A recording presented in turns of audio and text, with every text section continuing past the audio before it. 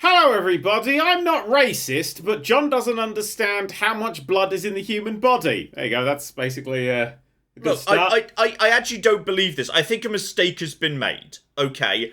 Matt, you're telling me it's 5,000 milliliters, which, unless I've misunderstood something, is 5 liters. Meaning, you're telling me if I, go to the shop and buy, 5-liter bottles of Pepsi, empty them out, and then, I could fill all the blood in my body in that. A, Because that's nonsense. B, it's the average. I mean, the average is 4.5 liters to 5.7 Oh, don't tell me it's less than 5. I'm already concerned enough about 5. Well, if you're small, you're obviously going to have less blood. And if you're bigger, you're going to have more blood, aren't you? That's how blood works. What? No, that's not in any way intuitive. It might be stretched out more. Maybe, small people are, bloodier on average, per density. Oh, my fucking God. Why would that be the case? Why would it inherently necessarily be the case that you grow more blood just because you're bigger? If I stretch a Pepsi bottle, it doesn't grow more Pepsi to compensate. You're not a Pepsi bottle. Well, no, but I don't know. We've established I'm 5 of them. I'm 5 Pepsi bottles, and I'm not comfortable with this. Well, right. So you make you just want to have enough blood that you're the right blood pressure, right, and that you have enough red blood cells going around. Okay, right? okay, yeah, that's science. You've got me there. It makes sense that the blood pressure, that's a thing I've heard of, would want to be similar between all people. So therefore, yeah, bigger people need more blood. Okay, yeah, I'm following you now. Oh, yeah, can I add, veins are skinny. Yeah, they are very skinny. They're skinny boys. You can't put much in them. Also, does this mean, hang on, does this mean, when you see in a film, and, they do the big dramatic scene where the hero, is doing some dramatic, there they go, oh, and they've just been shot from behind, and they fall over, and the camera pans away, and you see a massive blood thing. That's a lot of blood. Is that way too much blood? Actually, if you just, shot someone, and then had a camera pulling away from them, would it be the tiniest little piddly amount of blood? Because there ain't that much to come out. Nah, blood flies at you. Yeah, two things. Yeah, blood flies out of you because blood pressure is quite high and your heart pumps blood around your body very fast, first of all. Second of all, a little bit of blood can look like a lot. Yeah. Daniel kind of tested this. I don't want to ask how you know this. No, I was bleeding in... So, right, I was trying to get blood in the vial in Daniel's house, right? So, right. I pricked my finger. This just raised small questions, but fine. That's not even the blood in my house story that I thought Matt was going to tell. So. Right, Rebecca said when I got there last time, I'm the only person who'll just turn up to Dad and Rebecca's house and just not even ask if it's okay, and I will just bleed. I did an at-home blood test. I ran a pretty loose ship. I did an at-home blood test, and you prick your finger, and then you kind of drip the blood into a vial. Mm-hmm. And I'm sat there, and it looks like I'm bleeding a lot. A lot. And oh my fucking God, it's dripping into the vial and like a fucking milliliter. It's nothing. It just looks blood looks like a lot more than it is. It's very dramatic looking. It took me ages. It took me fucking ages to get 400 microliters of fucking blood. It's ludicrous. I've lost so much more blood in front of you. You did. Just through sheer incompetence. Well, it wasn't incompetence. It was panic. It wasn't panic. It was panic. It was sharp, focused, razor-like decision-making that ended up with blood everywhere. Okay, so putting aside my hero gets shot and the camera pans up from them, from below, and we watch the blood pool move out from them. In a different film, where someone's just been, attacked with a sword, and, all of a sudden the blood goes spurting out of them. I always thought, okay, fine, they're losing a bit of blood. I didn't realise it was I knew it was quite a big deal because they've just been hit by a sword. But, clearly it was a bigger deal than I thought, because, that spurt that comes out of them in that film, I mean, bloody hell, that's 10% of your entire blood's just gone in one spurt. Jesus! The pressure of blood inside your body is more than the air pressure in the canister that fires off in a car airbag. Though presumably that goes down over time. So the first squirt is really powerful, but then going forward, the amount of blood per body, because you don't shrink as you're bleeding, that would be hilarious if you did. That would be, if I could just go back in time and tinker with creation a bit, if I could make one change to people, it'd be if they bleed, they actually shrink to compensate. Okay. And if you add more blood to someone, they get bigger, and then as a result, the kings and queens of the world who are all super rich would just constantly be spending money on blood to make themselves into bigger and bigger giants. experience. I'll just Oh look it shit! I up. need to write this Right. down. There's a novel in this. If you've got like an average heart rate of like 70, right? It takes I about lied about the blood pressure thing. I made that up. of course. It takes about a minute, John. It takes about a minute, John, for all of your like let's say you put a little marker in your blood, right, to follow it around. What? It'll take a minute. A marker in my blood. Just a fucking mental exercise, John. It's a mental exercise. You mean like a tracker that's piddling around the blood thing? Just let it go, Matt. my Just let it veins. go. Yeah, Right, like that, whatever. John. The point is, it takes about a minute for like, let's say a blood cell. A blood cell will take like a minute to go around the body. Like all of your blood gets pumped around your body once, like a minute-ish. It takes like a whole minute to go around. Hang on, because I'm gonna be honest. Like, let's get into specifics here, because I don't really understand what's like. If The you were in your heart- kitchen Shut up! and you Shut fell up! Shut up! into a The salad heart- spinner, the your blood heart would come out much beats. faster. And then a bit of blood, which has got some oxygen in it because of the lungs, right? It goes somewhere, like it goes like up here and up my arm and up to the end of my fingers because they need oxygen too. Then presumably after it's done that, it comes back straight to that. It doesn't like do a full loop round the body. It gets sent somewhere, then it has to come back for more oxygen. No, it does do a loop. That's what veins and arteries are. Arteries are oxygenated blood, and then veins are deoxygenated blood. Yeah, but I kind of just assumed that like It goes in a big circle, John. I had like the wait, what's the one that's not the vein? Arteries? Yes. Yes, I kind of had like a network of arteries and veins everywhere. So, like, you know, Yes. the blood just starts going in a direction till it finds a cell that needs oxygen. It says, "Hello, Mr. Cell, here's some oxygen." So, oh, thank you very much. Right, your job's done. You can go back to the heart now. At which point it just jumps over to the vein instead and goes back to the heart to pick up more because that would be efficient. Like if we were. No, that makes sense. Like like logically, the cell would be smart enough to know when it was or wasn't carrying oxygen. When it's not carrying oxygen, when it doesn't need to be in the oxygen. It's just basically at that point. If you're saying that, then after like if a cell leaves the heart with some oxygen and hands over the oxygen and then has to do an entire loop round the body before it makes it back for more oxygen, that's so inefficient. That's like the worst traffic system. There's going to be so much unnecessary traffic. It's just one. It's just one vein. It leaves the heart all the way around the body, back in. John, Yeah, but- can I just... You're very much... What I'm enjoying about this is you're just disproving creationism just by accident, which I desperately enjoy. Where is... So, hang on, are you saying there's only one point in the body where the arteries join up to that one vein? Yeah, there's one heart. No, Where? but he's fucking with you, John.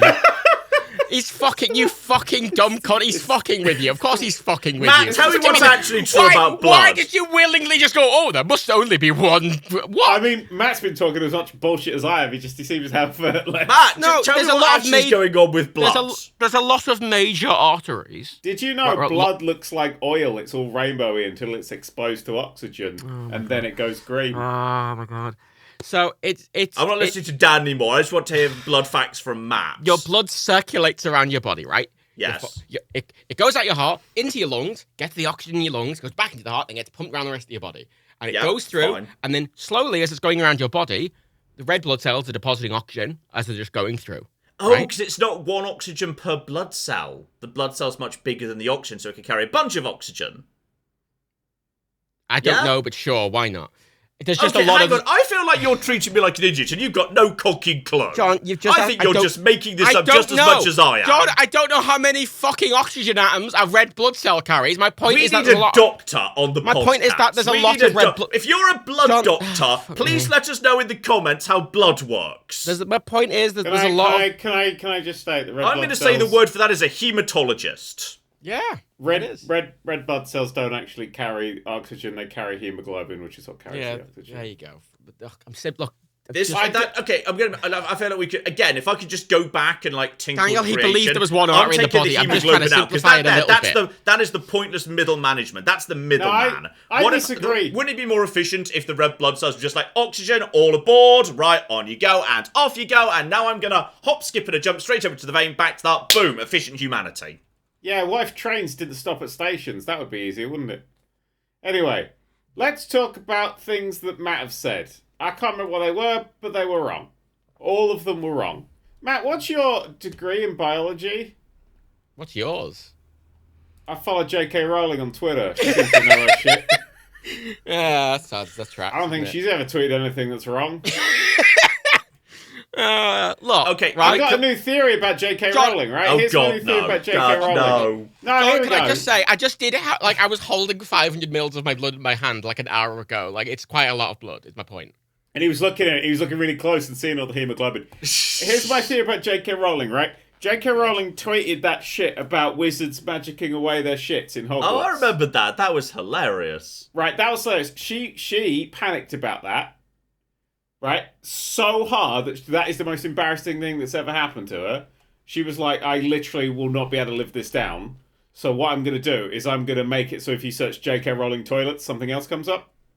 Ah. That's my That theory. makes sense. That's my Okay, theory. can we get to the biggest gaming news that we really need to cover as soon as possible? Yeah, sorry, I'll get onto that right this fucking second. Mm-hmm. Here we go. Biggest gaming news of the week. Yes. Hello, Rebecca. So How long have you been awake? I have been awake for not a long time. Mm.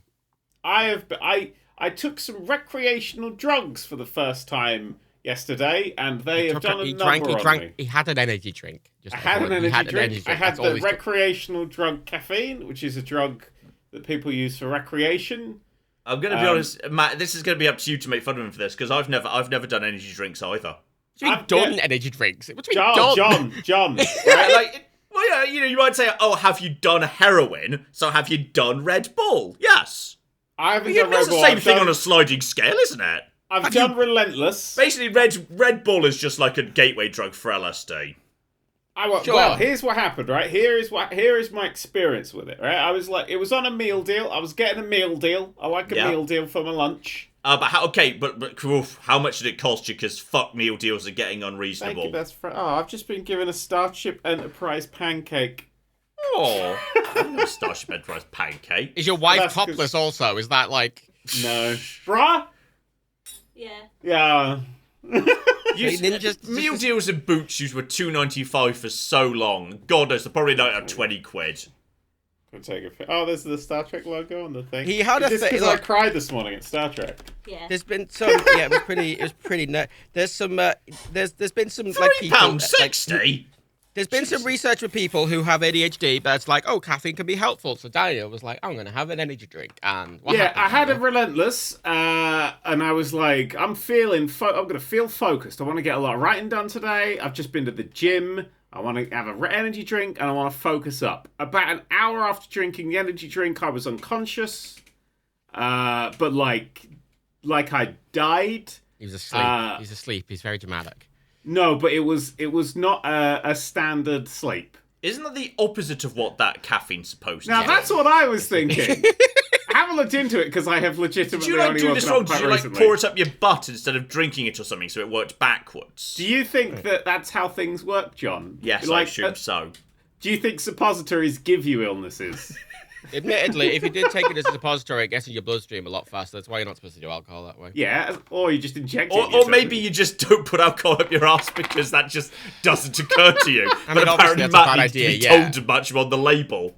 Well, it's classic fucking, it's classic thing you learn. I'm having peanut butter on my pancakes. Where do you learn that? Where do you sit down and someone teach you? Now, I'm sure you previously thought of inserting the vodka up your playground, anus, John. the Playground. The place I watched a video of a man cut his own dick off, John. The playground. John, Matt's really got to stop hanging out with kids. Jesus Christ. Back in my day, we just played football, but with a tennis ball because you weren't allowed football. Well, yeah, because you went to fucking Eton or some shit. Fucking the one hobby was beating up poor people, and pissing on them. I went to Eton. Well, non-Eton. The simultaneous groan of a shit joke.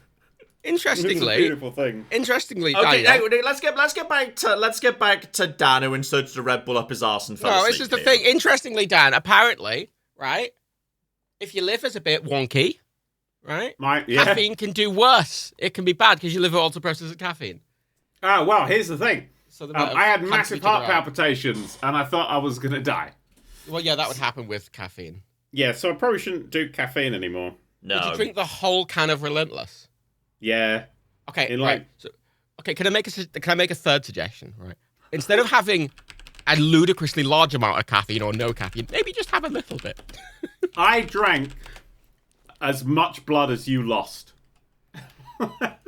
I mean, I feel like if I was going to, like, if I'd never had an energy drink before, and I was picking my first, like, I'd probably make some decisions based on, like, the name of the energy drink. Like, I feel like, Wait, how big was was the can? Relentless. Yeah.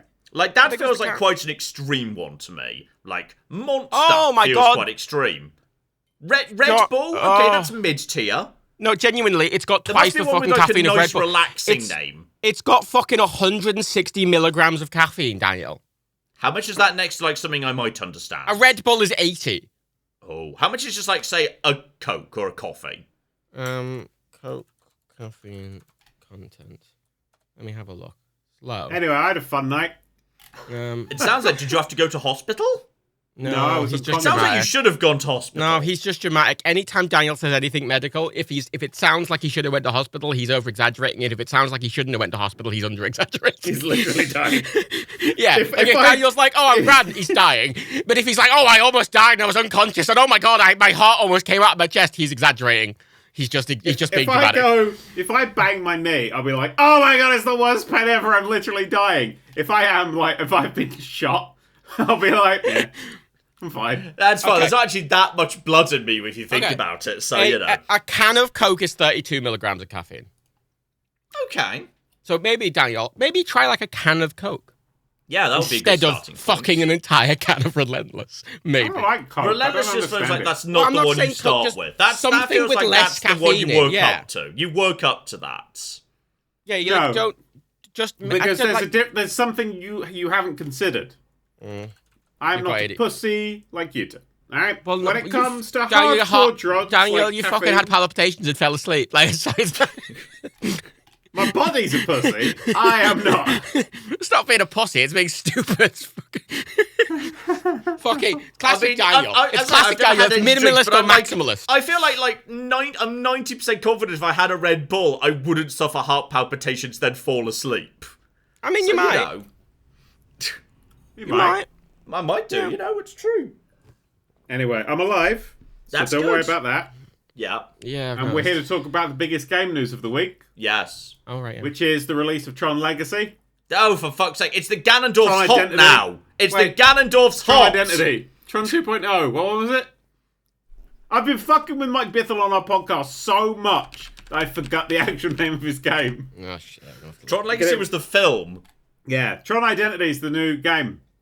It annoyed me Okay. because I played it and it was good. I wanted it to be shit so I could really rip on him, but what are you going to do? It's getting good reviews. See, here's the thing. When Daniel tells me anything about Mike's games, I obviously just don't trust him because he's got a bit of a bias.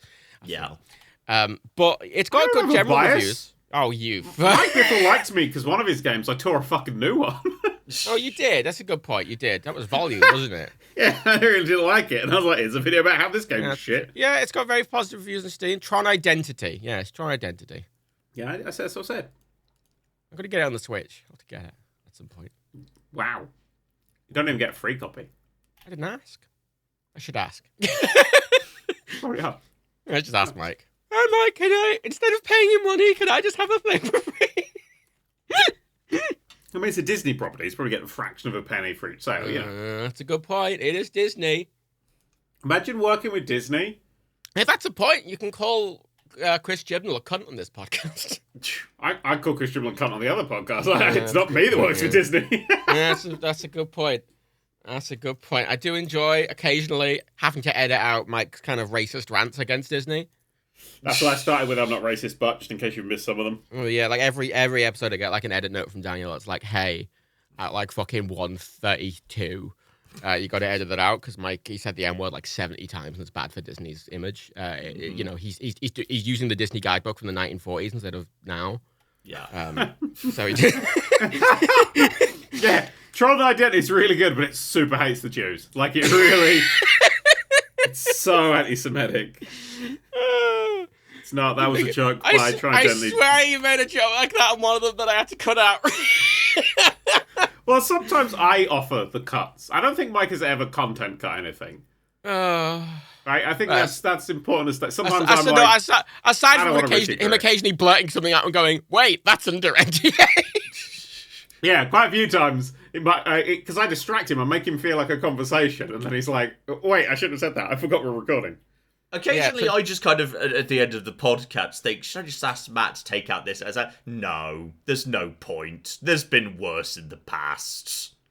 Yeah. Yeah, you know what's annoying as well? Right? You know what happened last month, right? Fucking on the YouTube channel, on the NerdCubed YouTube channel, right? In the entire history of the channel, right? Its entire life of 12 years now, right? Yep. I think there's only been 5 videos that have been forcefully age restricted. Mm-hmm. Right? Just fully, like, YouTubers went, I've age gated them to 18 plus, and we've denied your impressed you've only got 5. Yes, it was previously. That feels low. So I'm going to list them. It's Viscera Cleanup Detail, which I don't know why, but there might be a reason there. It was a Tekken 7 video, because the title had fucking in it. What's it called? Is it about a panda? Plays it's a fucking panda, and the description is, what fucking lazy dick when I know a fucking panda. Because they just age gate anything with swearing in. Then the gentle jousting video, which, fine. Okay, then, that's very fair. That's fair. And then the video of Daniel... I age-gated that one. No, I age-gated that one. Then Daniel in a VR strip club, which admittedly I did heavily censor, but, like, fine, right? VR strip club was, like, nothing. Yeah, I know, but...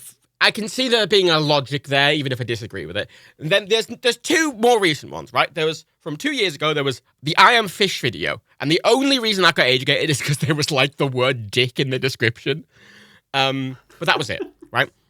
And then right, they've never age-gated a podcast. They've never age-gated a podcast, ever. Oh. Ever, right? But last week, they age-gated the reboot video. The video where Daniel goes, I'm going to make short. And I think he swears, like, twice.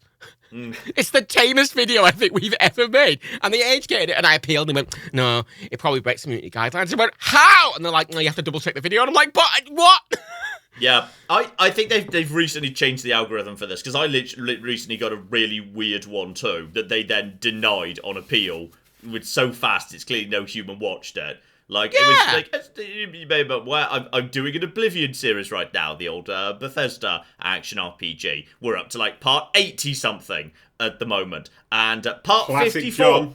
Part 54, just, like, the first 53 parts are fine. Parts 55 through to 80-odd, yeah, they're all absolutely gay. But, you fuckers, on part 54, in comes the cocking banhammer! So that one was age restricted. They wouldn't say why. They never say why. Wait. With part 54, wasn't that one where you drew the Prophet Hamid in the game? Well, it's one of the ones actually about the Assassin's Guild. But like there were like 5 episodes where I'm going around being an assassin and killing people as an assassin. Then this is like one of the assassin episodes, and they decided no, it's like, okay. But I literally my appeal was literally like, okay, this is part 54 of a series, and the previous 53 parts were fine, and there is nothing in this episode that wasn't in the previous 53. Please remove this. And they were like, no, we were right. I got into an argument with a YouTube support person. Explain why!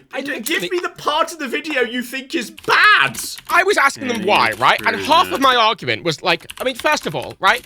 I mean, the NerdCubed channels over the years have probably paid YouTube like $1 million, right? Like, they've, like, I feel like it's a bit... I know why it got done. It's got the word dead in the title. What does?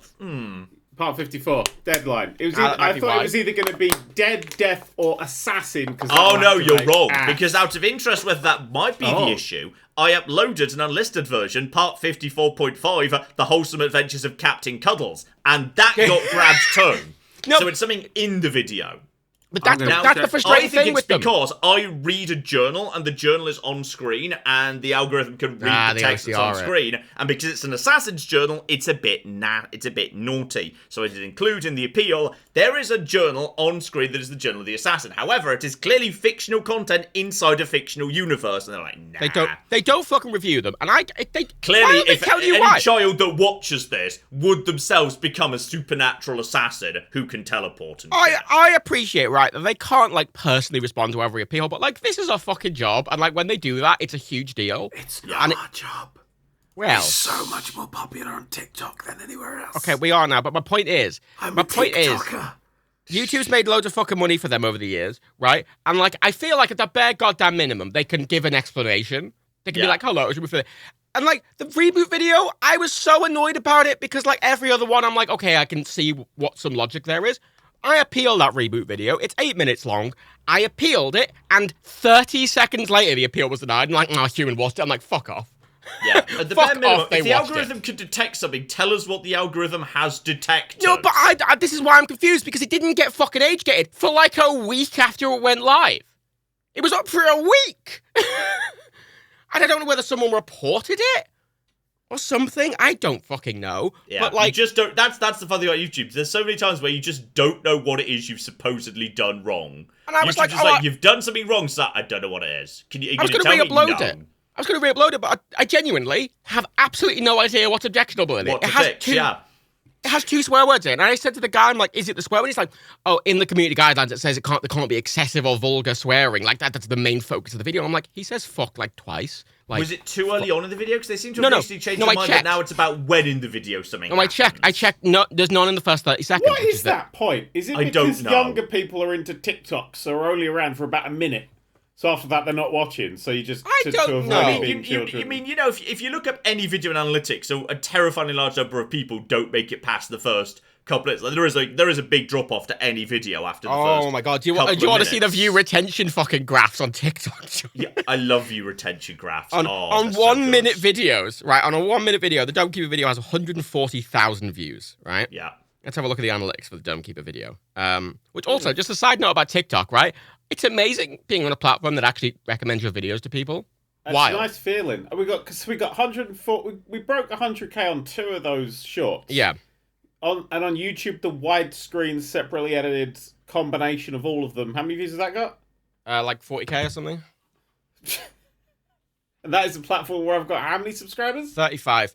2.5. 35 subscribers now. Oh fuck, never mind. 2.5. Like, but on the YouTube show, this is interesting because we made a new TikTok channel, we made an Instagram Reel channel, we made a new YouTube channel, right? They all had about the same level of promotion and blah blah blah blah blah. The YouTube one, right? The same. This fucking Beaverborn. Beaverborn. It's the brand new competitive shooter. You have to pick one of 20 beavers with different upgrade trees. It's very exciting. I'd a battle royale. Actually, no, I'd play a beaver-based battle royale. Dome Keeper video. I can't make fun of that. It got 140,000 views on TikTok, right? And someone said, "Damn and blast." Someone said, it's because TikTok counts a view after a second, and I'm like, yeah, but the engagement, like, there's way more likes than there are on YouTube. There's 20,000 likes, right? Yeah. And on the YouTube Shorts, do you know how many views that same video has on YouTube Shorts with the same level of promotion? 600. Nice. Versus 140,000. On Instagram, 1.5 thousand.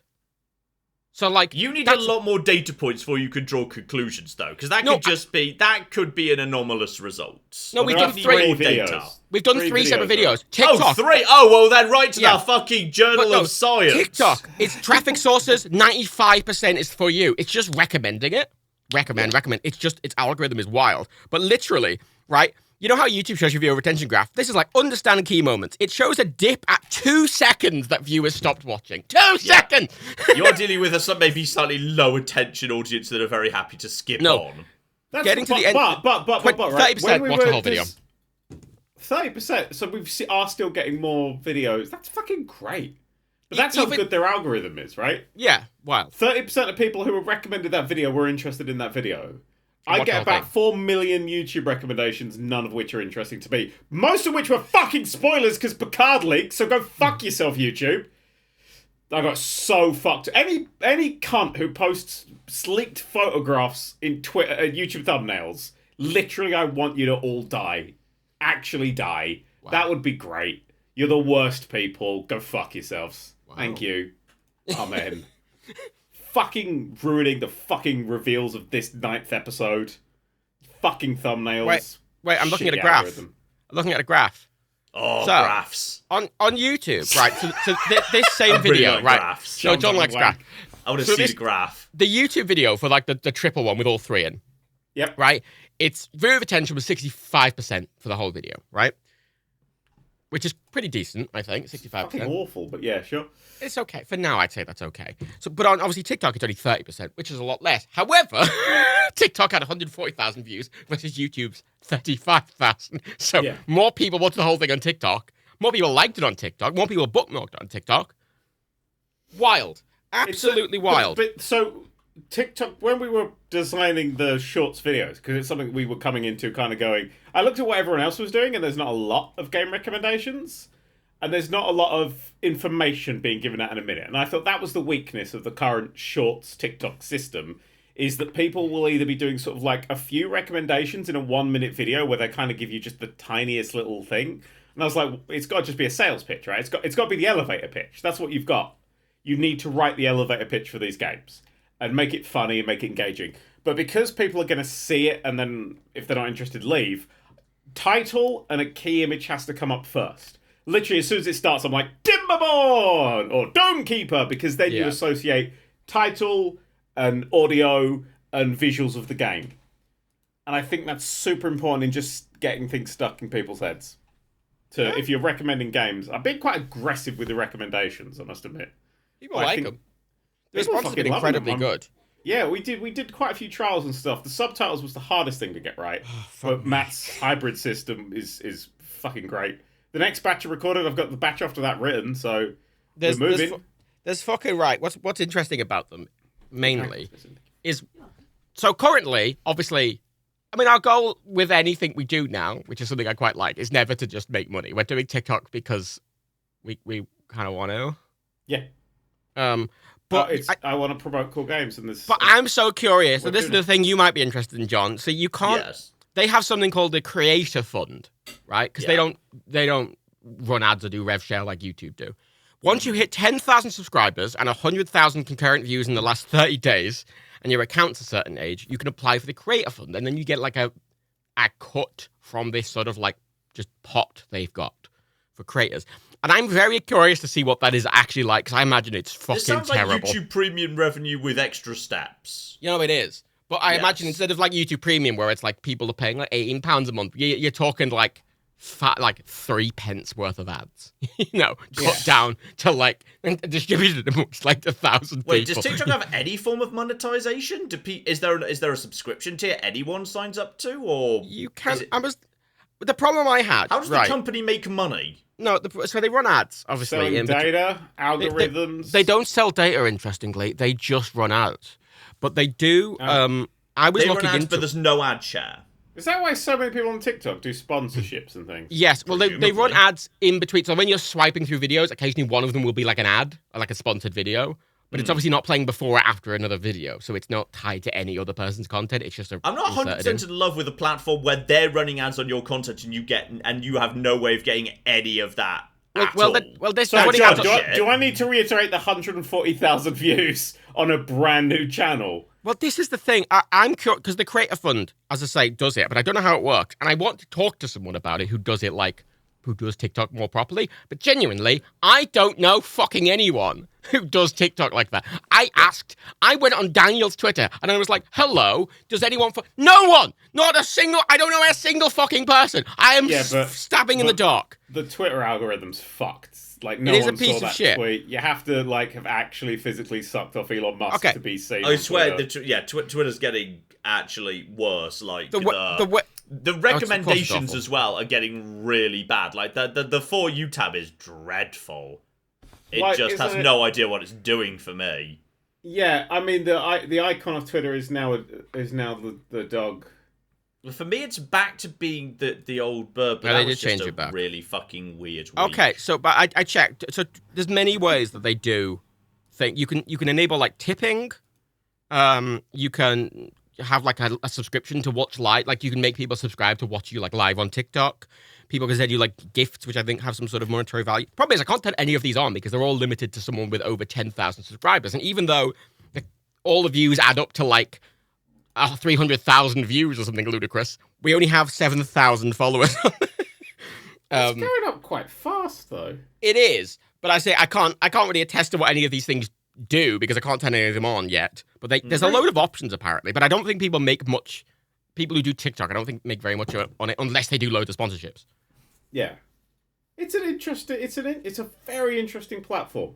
That from what it's sort of doing, which is what I've always just wanted YouTube to do, is promote good stuff. It is easier to promote good stuff if the thing it's promoting is 20 seconds long as opposed to 40 minutes long, because literally there's more space to get more stuff in front of more eyeballs. This is the weird thing about TikTok, because the reason we did them under a minute, the main reason we did them under a minute, is because YouTube Shorts limit is 60 seconds, right? TikTok's limit's 10 minutes. Yeah. They've got a 10-minute limit. You can upload 10 fucking minute videos to TikTok. I've been recommended lots of, several videos pop up on my For You thing that are 7 minutes long. Obviously, it's not of your length, John, but it's almost at the point where some plays videos, in theory, could fit. And it's wild to me that they can do that. And I don't know how they pay people or anything, but I don't know, they don't show a timer on the screen, really. I mean, I opened it and the first Is there any what level of analytics information do you have?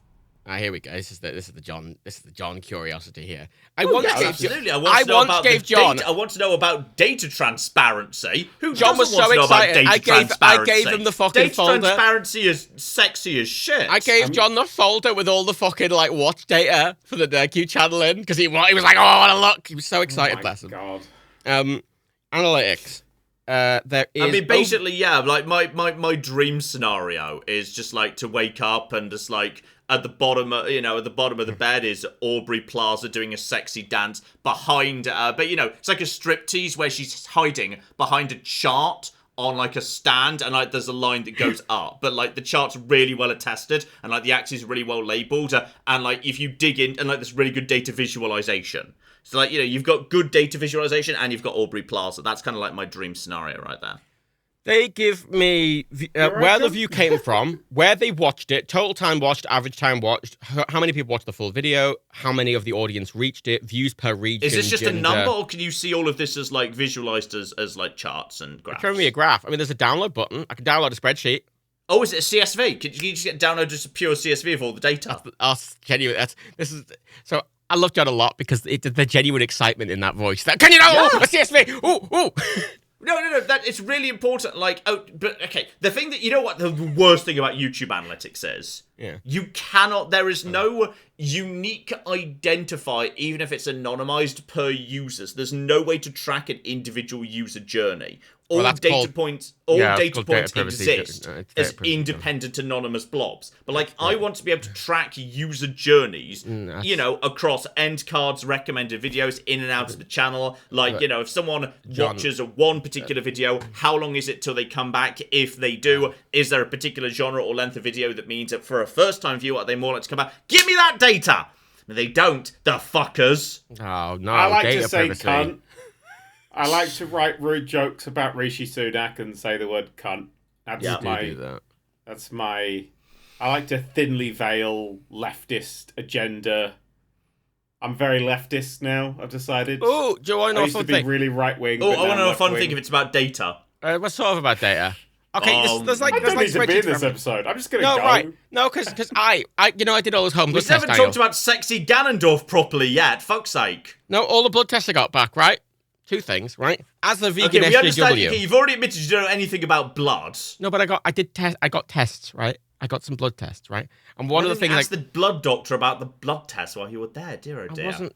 Point is, I got them back, right? Loads of protein, got more protein, high testosterone, because I'm a high T, alpha, soy boy, male, right? No, you're the opposite of a soy boy. I think that's the bad one. Matt's got a very special type of infertility called hypervirility, where the sperm just shoots straight through the egg. And here's the thing, right? I did an allergy test, right? And you know what it said I was allergic to? Yeah, because you told me. Soy. What would you be and potatoes. That's what? Racism. Which I don't believe, because I'm clearly not allergic. It's like a tiny little allergy, like a really super mild one. There's so much potato and so much everything. I was reading it. There's no way you could live your life not knowing that. I read it Irish, out. there's not. No, I fucking was reading it out, and as I said potato, Dan and Rebecca both went, ah! From the other side of the room. Which was enjoyable. You know, this could be a good way. This could be a good way of Can I redact my opening statement? Maybe I am racist. This is a good way of us recontextualizing history, so it's not so bad. It's actually what the British were doing was we were taking all the potatoes in order to help out the common Irish problem of potato allergy. That's why we stole all your food that time. You weren't taking the potatoes. What? You weren't stealing the potatoes. We were just burning them. No, you weren't burning them. We're just bad chefs. You were Wait. stealing all the other food, which made the Irish basically entirely reliant on potatoes, and then there was a potato blight, which meant that's even worse for the people with potato allergies. Which meant that the only source food was basically mainly that's unavailable, even and everyone worse starved now. because you stole all the other food. We're very sorry to you and also to the other approximately third of the world that we did things to. Thank you, John. Just related to analytics as well, it's about the same as YouTube. You don't get that per user thing, but it's about the same what you get on YouTube. The nice thing is I don't have to have a say or feel that way around Claire, because if Claire ever makes any sulky comments about the history of British Empire, all right, well let's have a look, see what the French did in there. Look, it's just as bad. Yeah, the French, the Dutch, the English, the Germans, they're all as bad as each other, basically. Like, fucking I feel like we might be able to. I'd argue that Germans are worse, historically speaking. Here we go. Here's the racism coming out to play. I'm just saying, historically speaking, they definitely did some things that were more objectionable than... I don't want to say some of the words that I'm thinking. Oh, he's thinking them. Right, there was this war. John might not have heard of it.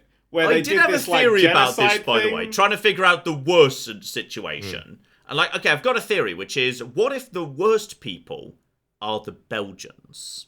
Yeah. Okay, and the reason for this is, if we take number of international atrocities committed during the period of colonialism, and then divide by the population of the country that committed them, okay, Belgium's a lot smaller, so evil per capita might be higher.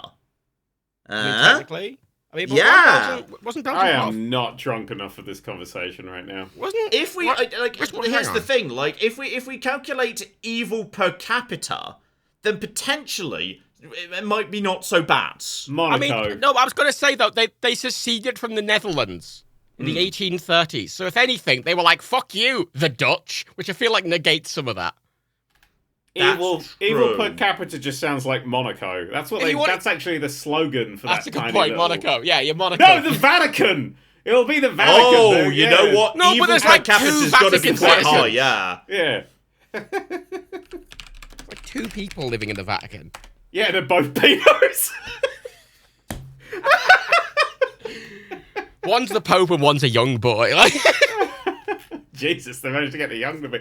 Anyway, hey, did you see the Dalai Lama was all pedo-y this past month? That was so fucking weird. What the fuck was going on there? A religious leader being a bit pedo-y. Yeah, so weird. Never seen that before. Apart from the majority. He's like, oh, it was a funny joke. Haha. And I'm like, yeah, all those kids I go up to and probably like suck my tongue. Like, what the classic joke. But it's just lol. Did you not think anyone in the very public, very photographed, cameras all around it? What the fuck was going on? But I question why the Vatican didn't do that. Why didn't the Vatican go lol, just a joke, lol. Because the Vatican can't hide under it's just a different culture.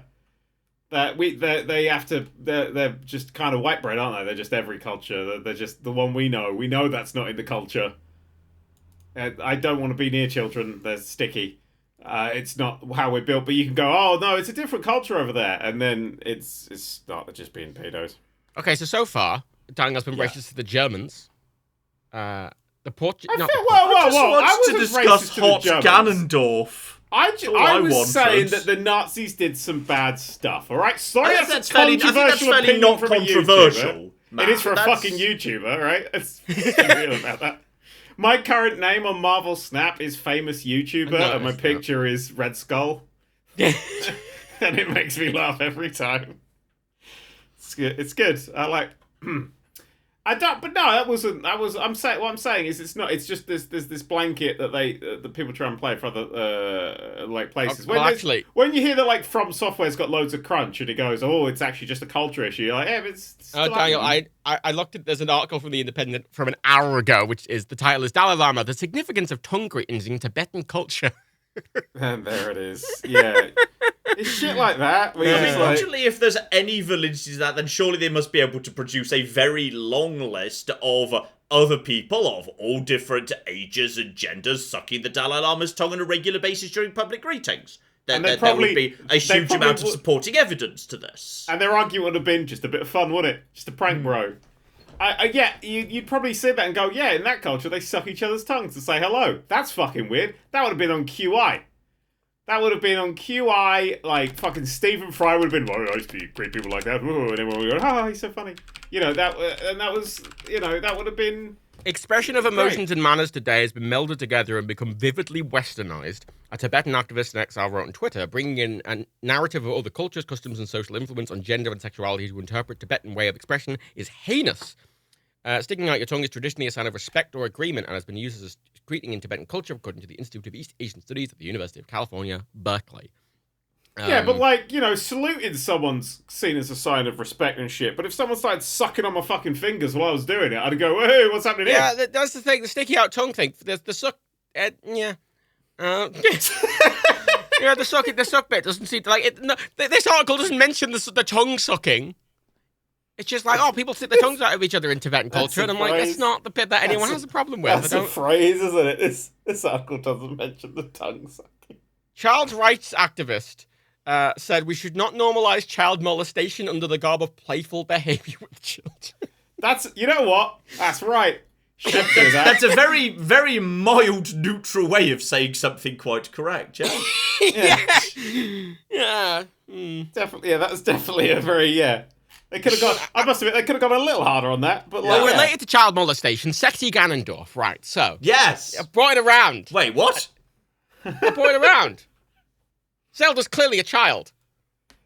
Have you seen that? In the trailer, Zelda exists sometimes. Like Zelda is a child, the very vast minority of the time.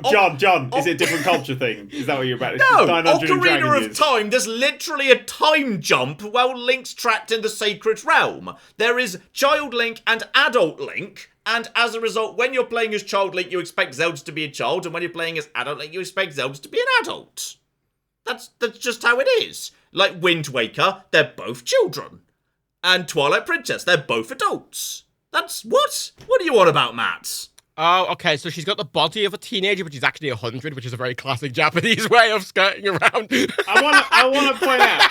I've not played Breath of the Wild, so I can't comment on that one specifically, but there's always been the concept of some games, they're clearly children, some games, they're clearly adults. Look, I'm just saying this, right? She's sitting there saying, Link, you have to find me. And then it shows where she is on a map I've already explored, so I know where she is. I'm just going to beeline to her when the game comes out. Oh, she's there under the lakey bit. All right. Tick. You'd be like, oh my god, I've died because I came here with a stick and nothing else. I've not seen the full trailer. I didn't play Breath of the Wild. I don't know how it fits in the continuity. The moment the continuity.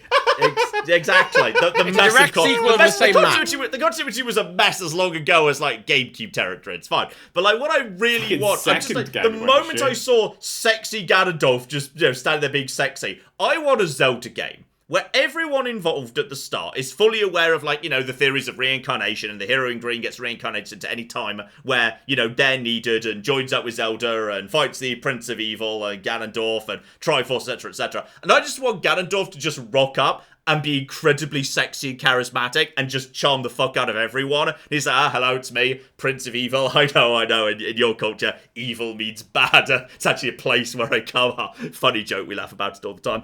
And, and Zelda fucking loves this guy, is super into him. And Link is incredibly suspicious, but he does nothing wrong. Ganondorf does nothing wrong, and Link just gets more and more paranoid, and he grabs a sword and a shield and starts running around with it, and everyone's like, Jesus Christ, it's just a vigilante with a sword and a shield, that's fucking weird. He goes up to the Goron city, and the Goron's like, Jesus Christ, that kid's got a sword! Goron police come up from, sir, I'm gonna need to see a permit for that sword. Don't have a permit, I just pulled it out, just pulled the master sword out. So, well, then, sir, we're gonna have to confiscate that off you right now. He has to spend a night in the cells, he's lost the master sword, the Gorons have got that now, and it's just the story of Link slowly fucking losing it, while Ganondorf's just living his best life and just marries Zelda and it just has a lovely life, and Link just fucking he can't take it. Your idea of a dream Zelda game is one set in a fascist police state. It's not a fascist police state because the police don't like some random drifter running into town with a sword and waving it about. I hope if someone just randomly runs up my street with a sword, the police would have something to say about it. I don't just want random vigilantes. Do you just want random vigilantes with swords running around? Just really rolling up and down your street, today, just coming into your garden and just chopping up your plants in case there's rupees under them? Daniel wants America. That's what he wants. He likes freedom of guns. That's not the proper phrase I'm for just that. saying, Okay. if Trump was actually like a charismatic and competent leader, and not like a whoopee cushion that someone had left to be damp in a quarry for 40 years, like he would have my vote. He just wasn't sexy enough for me, Trump. That's what it was. I don't It's like just- this kind Well, I'm not sure It's there's just- democracy it's- in the Zelda games. It does appear to just be a hereditary monarchy of some description. So all Gandalf has to do is just, charm Zelda enough to get married to her, and he gets to be king consort and his children can be king. If he just comes in and, plays the long game like that, he might be a lot more successful than I'm going to turn into a giant beast and, then take you on in a climactic showdown in a storm while you're riding a horse. Yeah, but then you're just playing Crusader Kings 3, not Legend of Zelda. Yeah, you know what? I'm up for that. You want a Crusader Kings, fucking... I'm sure there already Warriors is a Zelda mod game, for but with... Crusader Kings 2 where it's all Zelda-y. There's already a Crusader Kings 3 mod to make it all Elder Scrolls. It's called Elder Kings, I think. So I'm pretty confident that, yes, there must be a Zelda Crusader Kings mod already. Do you find it weird we've never seen Trump and the deflated corpse of Mr. Blobby in the same room?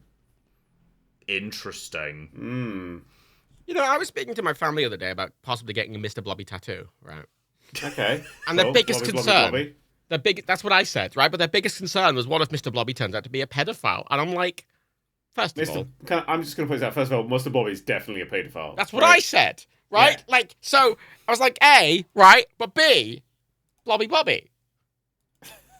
Oh, yeah. That's the excuse the Dalai Lama used. Yes. Floppy. Yeah, there's literally already a Kingdom of Hyrule mod for Crusader Kings 3. You could already play as that. John's trying to not get, removed off YouTube. John's trying to not get this video. I'm trying to get my whole channel taken down. He went too far. No, I fully He agree. said, There's something deeply weird about Mr. Blobby, although I'm sure it was I more than wanna one be- person inside Mr. Blobby. Yeah, it was a load of kids. Well, no, That's the 'cause it was problem. it was Noel Edmonds for... Was it Noel Edmonds for a while? Yeah, It couldn't possibly be. Noel Edmonds is literally the one person who couldn't have been Mr. Blobby, because Mr. Blobby routinely went onto the show that was presented by Noel Edmonds, you Okay. stupid twat! Sorry, literally every Mr. Blobby skit ended with Mr. Blobby taking his head off to reveal Noel Edmonds. But Noel Edmonds was not Mr. Blobby for the majority of it. They'd swap Mr. Blobby out for the reveal.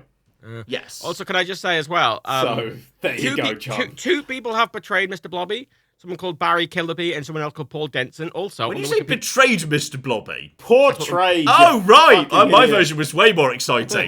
Two like people just knifed him in the back. Two people have betrayed Mr. Blobby and we've never heard from them Mr. Blobby again. just sitting at his last dinner. Blobby! One of you will betray me before this night is done. Well, I very much enjoy as knocks well. over the table, wine goes flying. The, Oh, Mr. Blobby. The Wikipedia page for Mr. Blobby also has some just general information. His gender's male. His spouse is called Mrs. Blobby. His child... And on the third day, No. the His child boulder is in called- front of Blobby Landwood had been moved. No, his And child is Mr. called Baby Blobby's Blobby. corpse was gone. His child, Baby Blobby, It's son, the and Easter he's miracle. also got Wait. British citizenship. Wait. He does have a child, I remember that. If he is canonically male, I mean, Mr. Blobby doesn't imply male, that's just his name. But if he is, actually male, that means that Mr. Blobby, statistically, has a penis. And I have some questions. No, plenty of animals Yeah. can reproduce without a Could be. penis. He could breed like Cool. fish. Cool. I I did mean, say, to be honest, I'd say the statistically- spots on him make him look more like a mushroom to me. I've that was assumed the he thing, can right? reproduce via spores. Do you think, all the spots just, open up like fucking Tracy Island, and then just dick slop out? I was just thinking small blobbies flop out. I assume they're all like little egg sacs where tiny blobbies, and like at the right time of year, he'll just kind of hunker down, eat a bunch of food, like nest for a bit, and like some of the blobs will fall off. There'll be tiny blobbies that will go out into the world, and then there'll be new, much paler spots that will become more vibrant. You know how close it is to spawning season based on how vibrant yellow the blobs are on Mr. Blobby. If you cut Mr. Blobby in half, you can work out its age by counting the screams that are stored inside it. Not fungus. Sorry, the screams that are inside it. I specified the screams, and you went, "That's trees." I forgot. If you cut a tree down to count you don't count the rings, do you? You count the screams that have built up inside the tree. I think if you cut Mr. Blobby in half, they would just both grow back into a Mr. Blobby. I think Mr. Blobby cannot die. I think Mr. Blobby is like those jellyfish at the bottom of the ocean. He's functionally immortal. I just think he can't be cut in half. That's my theory. Well, you think he's made of a material too difficult to cut? Yeah, too blobtastic to cut. That's what I think he can be cut, but like it wouldn't matter to just regrow. The only way to destroy Mr. Blobby is basically just to contain him, like just bury him in concrete. Mr. Blobby has been contained. Yeah, basically. Like that, like what's it called? All those like the little stories online about the SCP. Yeah. Yeah. I think Mr. Blobby's one of them. Okay, three notes about Mr. Blobby's Wikipedia page, right? Just three disparate notes. In the criticism section, there was a quote here. On a 1966 episode of Nevermind the Buzzcocks, Bob Mortimer described Blobby as a pink spotty rubber twat. That's on the Wikipedia page. To applause to the audience and other guests. He also, he's also got a video game from 1944 made by Millennium Interactive. It's a platforming game. It's on the Amiga and MS-DOS, which I want to play, the Mr. Blobby video game. It received negative reviews, apparently. There was also a theme park planned called Crinkly Bottom. Yep, named after the thing. Yeah, which didn't do very well. And he also apparently appeared in Keeping Up Appearances and messed with the Hyacinth's kitchen, which I desperately want to see. He did what? Sorry. Apparently, he was in a sketch apparently where he did a cross thing with Keeping Up Appearances, and he messed up with like Hyacinth Bouquet's kitchen. That makes sense. Yeah, sure. That's my Mr. Blobby Wikipedia. I just quite like that the first actor's classically trained Shakespearean actor. That's great. I flippin' love it. We all love Mr. Blobby. This all came from a discussion of Legend of Zelda. Yeah. Well, that's basically what. Like many things, I can't remember how we got there. The conversation in this thing, it doesn't really follow. Pedophiles. The running trend is pedophiles. It's been a pedo-heavy episode, I'm not going to lie. Hey, so, wow, Legend of Zelda looks like a game. It only took them years of trailers to make me interested in it, but they went, look, actually, it's got gameplay. It wasn't just us fucking around on the same mountain. They're like, look, you can build fucking ugly robots and shit. Fuck it, here we go. You can build ugly robots. Yeah, it looks maybe fun. I don't know. I'm going to play it because that's what I do for a living. I wouldn't be playing it if, like, money was tight or I valued my Zelda, which they combined with Blink the Time Sweeper for some reason, and also Besieged. Yeah, Besieged.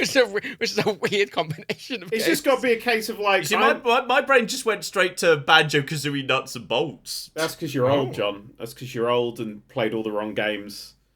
You're the sort of person who would have you would have got like the Dreamcast over the PlayStation and been arguing that it was better. Yes, it was. It had Skies of Arcadia. It has 3 games on it, John. I almost bought one, and it's the exclusives I could fit in my palm. You could fit in your palm. But they were really good. Dreamcast exclusives. They were really good. Oh my god, it's such a small amount of games. What game did you say, sorry? In all fairness, people who bought it at the time weren't to know that within like 3 years Sega would pack it up and all the exclusive would move to GameCube. They weren't to know that. I mean, they probably should have done, considering how badly the Saturn did, but it's fine. There's a Godzilla game on the Dreamcast, only on the Dreamcast. Launch title. Yeah. Are you sure? Because there was literally a Godzilla game about the same time that was the very original launch game for the first Xbox. The Xbox is the same one. No, wait, was that King Kong? Was that King Kong? Oh. A notable thing is the Xbox is the spiritual successor to the Dreamcast. That's why it has the same button layout. which was terrible. The Xbox controller it's the original Xbox controller, like the original fat one. Dude. Is actually probably the worst controller I've actually I've got ever one held over in there. my life. They actually terrible. Recently, one got released, a modern one with Bluetooth that you can connect to your PC. When you say recently, this was quite some time ago. Yeah, it was lots of years ago. Hey, speaking of Xbox controllers, I've got a new Xbox controller that Matt loves. You should see it. Matt, I'd like you to describe my controller while I eat some peanut butter off a fork. I want you to imagine. I literally can't use a controller that's not the Xbox Pro anymore. The Xbox Elite one is so nice. He's using Holy an Xbox. shit, He's using a custom Xbox Elite one. Oh, that's so good. You can get them color weird now. Yep, sure. So I want you to imagine Sonic the Hedgehog, right? So okay, very very vibrant blue. Yeah. Let me finish the sentence. Sonic the Hedgehog, right? Yeah. Ate the title screen for Sonic the Hedgehog, right? He eats the title screen, right? And then he vomits the title screen into a mold of an Xbox controller. And then he kills himself and also jumps in the mold with the Xbox controller. And then that was what Daniel bought. I have no fucking clue what this would look like. Well, it's in the chat channel.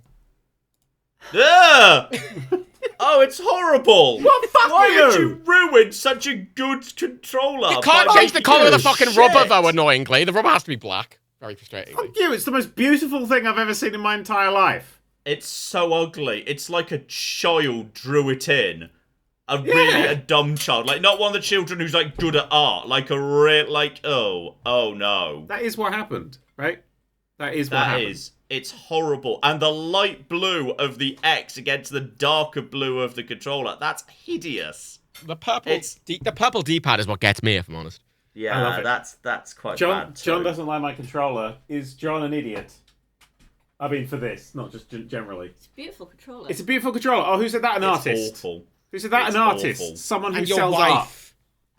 Yeah, but also an artist. Also- Rebecca, would you tell me if something I was doing was shit? Yeah, absolutely. I tell you all the time. Yeah, you do, don't you? It's got a nice neoplasticism vibe What? to it. It's got a nice Oh, fuck Yeah, off the with the... plasticist vibe. Oh, no, don't fucking justify his bullshit. I thought... You Have see we, that- come up with Matt. have we come up with terms to justify terrible taste? What's terrible? Right, Matt, you've got to put this in the video version of the podcast so people can see the beauty. It'll be in the description of the audio podcast as a link, and it'll be that. in the background of the thumbnail on the YouTube version of the next. you I like it do- when we can come up with words that try and explain why, you know, for your shit taste. Like, I played Hotel Renovator recently, which is just House Flipper, but hotel rooms. Oh my god, Yeah. John! People kept sending me that, and I actually skimmed through it. And what the fuck, John? Yeah, I know, but it's kind of, I came up with this, like, Art Deco, God. but with lots of glowing lights and Fuck just shit me. everywhere. And I just thought I have terrible taste, because I thought it looked great. But then someone in the comments used the term maximalism. It's like, yes, that's what It's I not- am. it's not- This is a legitimate artistic No, it's not. architectural It's not. movement That's I've not what signed up to. fucking maximalism I am is, a John. maximalist. That's not what maximalism means, John. Yes, it is now. Oh, Maximalism. oh my god, I love Yes. everything about maximalism. That is Yeah, what I want. know. That's why. Isn't it great? Because you're a maximalist, Daniel. That's not what you did wasn't maximalism, John. No, it was a hybrid Art Deco maximalism. No, it wasn't a hybrid Art Deco maximalism. It was someone vomited on the wall, and you drew some fucking lines on it, and they claimed it was maximalism. I know, it's art. Okay.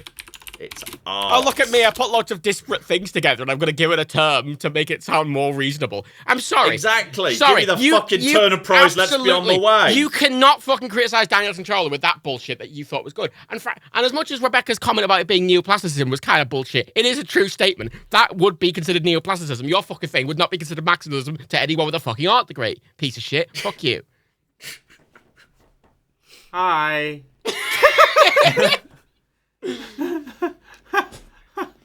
Fucking cock.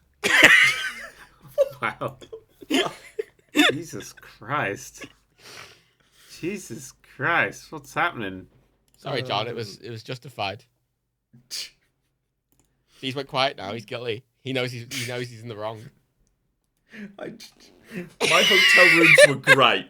They were great hotel rooms. Did you see my beautiful inverted room where I put the bedroom in the bathroom and created a giant spa experience in the living room? No, what? Yeah, there was a great room where there was a big L-shaped wraparound room that was supposed to be, a big entryway into a big bedroom. Then there was a small room in like the remaining corner that was supposed to be the bathroom, and I inverted it. So I created a tiny, really cozy bedroom in what was supposed to be the bathroom, and then turned the huge living space into a giant personal one-person spa. Was that in the video? Yeah, well, it was in the live stream. Well, I didn't. No one sent me. I just skimmed the video. The game doesn't let a room pass unless, like, the room it's decided is the bathroom has the bathroom stuff in it, and the room it's decided is the bedroom has the bedroom stuff in it. So I needed to basically hide all the bathroom stuff in the bathroom behind the screen, and all the bedroom stuff in a tiny corner of the bedroom behind the screen, so that then I was allowed to then fake the rooms being the other way around, which was delightful. Sorry, I'm going to put a screenshot in the chat.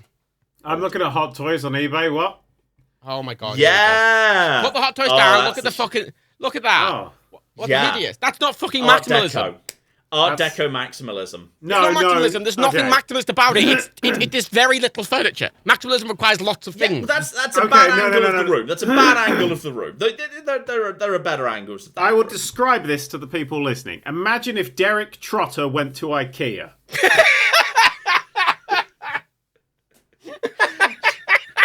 That's a reference you're going to have to explain to some people, like the Americans. No, or fuck Fuck 'em. Fuck 'em. Fuck 'em. The young Americans can fucking Google it. That's It's less ugly than your fucking controller. Oh, it's not. At least Daniel's controller. That beautiful black and gold against a tasteful white background with a splash of highlight hot fuchsia. That's the shit. It's not gold. That's how you hotel. It's piss coloured, John. It's beautiful. It's not.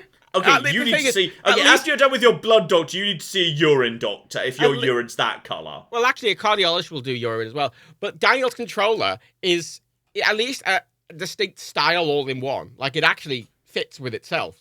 Yeah. Yours it's all shit. Like, from top to bottom, it's shit. You're right. No.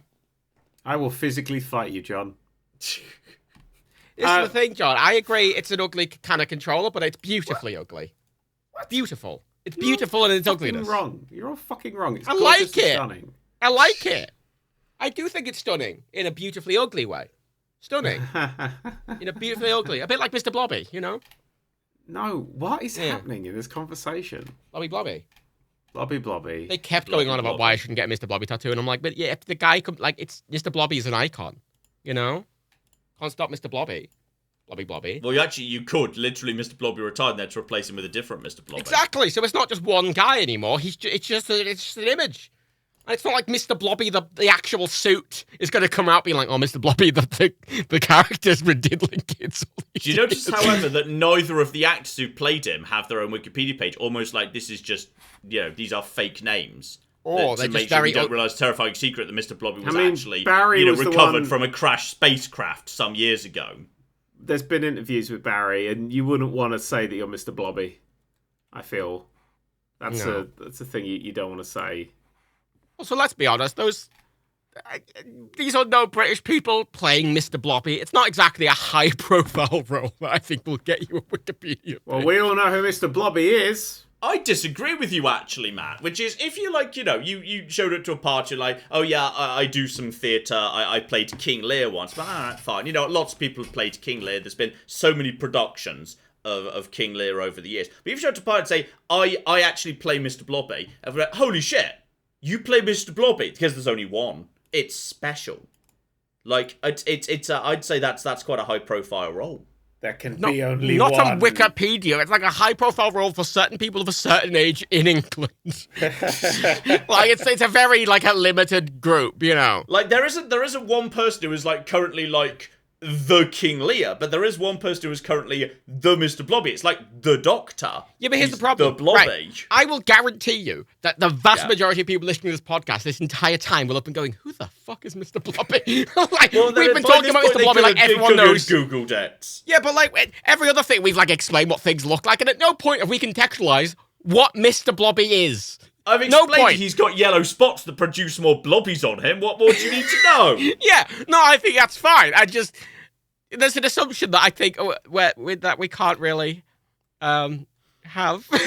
He's a large pink monster with yellow blobs on him. I wouldn't call him a breaks monster. Things. He's like, like the goose in Untitled Goose Game. Imagine that, but like slightly overhuman-sized and pink and blobby. Mr. Blobby. Because Mr. Blobby would definitely go into an idyllic British village and cause problems on purpose. Yeah, but also would Actually, kill no, he people. wouldn't. He'd pretend he was coming in to be helpful, cause problems by accident, and then throw his arms to his head like he's really sad and upset. Go, Blobby, Blobby, Blobby! Like he's trying to indicate, oh no, I have made a mistake. Then go back in to assist correcting the mistake, but in doing so make it worse. Then everyone would eventually yell at Blobby, and then Blobby would be really sad and go and cry, and a soundtrack in the background would go, oh, and we'd all feel sorry for Mr. Blobby. If you want to see the best clip of Mr. Blobby, the people listening, just go on YouTube and search Jack Whitehall is terrified of Mr. Blobby. The best clip of Mr. Blobby, it is one of the few clips online that makes me laugh reliably every single time. That and the vine of the big Australop cockerel, every fucking time I will laugh at them. I will say that the thing that annoys me about that is Jack Whitehall says, how are you allowed near kids? When it wasn't actually for kids. It was it was done to attack celebrities pretending to be a kid's show, which just shows how little Jack Whitehall knows about comedy. Well, the original Lord's House Party was definitely a primetime show that was for the whole family. Yeah. Yeah, I think that's fair. That's not unfair. Well, no, but like, the point is Jack Whitehall is a cunt, though. It's fine with Jack Whitehall. Like, well, that's a different point. Leave Mr. Blobby out of this. yeah, well, no one is criticising Mr. Blobby in that context. Exactly. Poor old Mr. Blobby's Blobby great. needs defending. No one else would defend Mr. Blobby. Also, Daniel, I can hear what you're doing. Stop it. Stop it have now. you seen the link I No, sent you? I have to stop. We spoke about this, didn't we? We did. You know, we did. We did. Speak And that's what about you, this. And that's I'm thinking the worst. I've no idea what people are listening are thinking. You should. Mr. fucking ADHD over fucking here. Here he goes. I'm not gonna. I'm having a bit of a. When did we have this agreement? That was right. We had this agreement not even 24 hours ago. We spoke about this. And you appear to be already ignoring yourself. No, right, look. I've started to hyper-focus on Hot Toys, and I'm just thinking about them all the time, and I want to buy all of them, and I can't, because they're really fucking expensive. So I've made a list of all the ones that I want, with, like, a good price for all of them. But then I was like, if I actually get these prices, it might end up bankrupting me, and I don't want to do that. No, So not what mine. I would like It's to do... It's a definite. It will. Yeah. So what I would like to do was, I was like, it would be really good, like, say, if I finish the Paradox, well, when, it's not an if, it's a when, that'll be a good time to buy a Hot Toy and use them as rewards for completing things. Like, you know, really consistent gym, going to the gym, not missing any days, stuff like that. You know, a little reward, or a big reward for big goals kind of thing. Hitting my weight goal Hot Toy. But every now and then I find a really cheap one on eBay and I send it to Matt and Matt gets annoyed at me. Yes. Yes, I do. Because even a cheap one is like £150. Yeah. Like, they're beautiful. Oh my god, they're incredible. They're 3. incredible. But like... Got 1 for Christmas, now I have 3 with 2 more on the way. That's when I go, I've got to stop this. That's good. It's good at knowing you have ADHD, because then you can... Because if I was still in sort of like my early YouTube time when I had no impulse control and it was just me and I was just like, wait, I don't give a shit, I don't know what's going on. I'd have like 9 or 10 here already and like 50 on the way, and I'd go, oh, hang on. Yeah, and you'd Why be don't in I your have any money overdraft for and food? you'd be like, you'd be surrounded by hot toys. And you'd be like, I like now I have to getting eat the hot obsessions. toys. Obsessions that are cheap is always a fun obsession to have. But I can turn cheap obsessions expensive. Like Well, this is Pokemon my thing. cards. I had this discussion with a friend of mine lately, right? Because I started collecting original Xbox games a while ago, right? Yeah. Because original Xbox games, as a platform, no one fucking cares about the original Xbox. No one fucking cares about that console, right? And it had a load of games on it that When no you one say cares. that, you mean just apart from like the owner of say console Microsoft to have done a huge amount of work to ensure backwards compatibility, so a huge number of original Xbox games can still be played on modern consoles to this day. Like 40, John. Yes, and more are being still added in. Yeah, my point is, though, there's a lot of games that were made on that and it's only the good ones that get the back.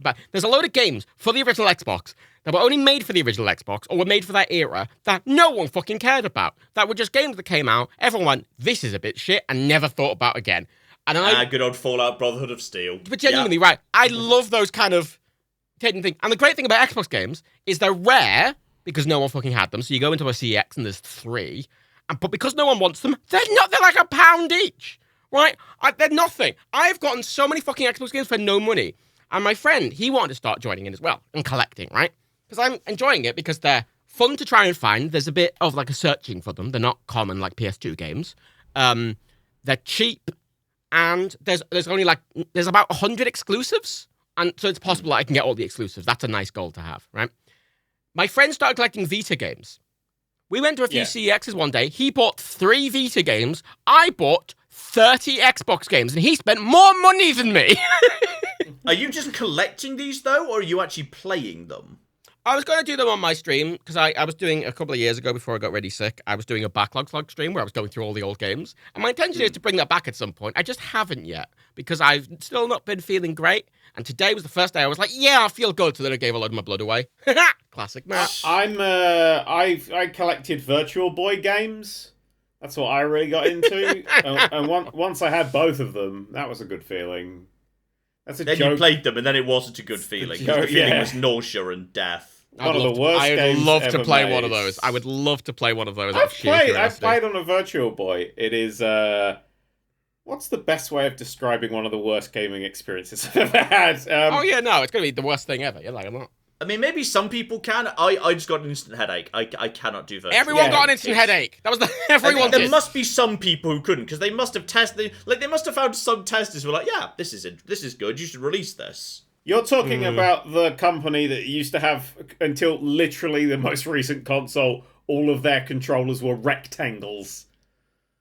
That's what they used to shape them like. They're like, hey, here's a thing for you to hold. And everyone else is making bendy banana shapes and things that come. The new one is still a square. When you say that, like, as in, the N64 wasn't, and the GameCube wasn't, and the Switch kind of was, but they were being held completely differently. When do you think the Virtual Boy came out? Sorry, are you saying, are you criticising Nintendo for changes that were made the situation before the Virtual Boy? Yeah, that's what I was saying. This is the company that was clearly not the point I was making was the company didn't test that because at that time they clearly didn't give a fuck about ergonomics. I think it wasn't that they didn't give a fuck. It's See, that look, nobody had jokes about fucking pedos and no one's listening.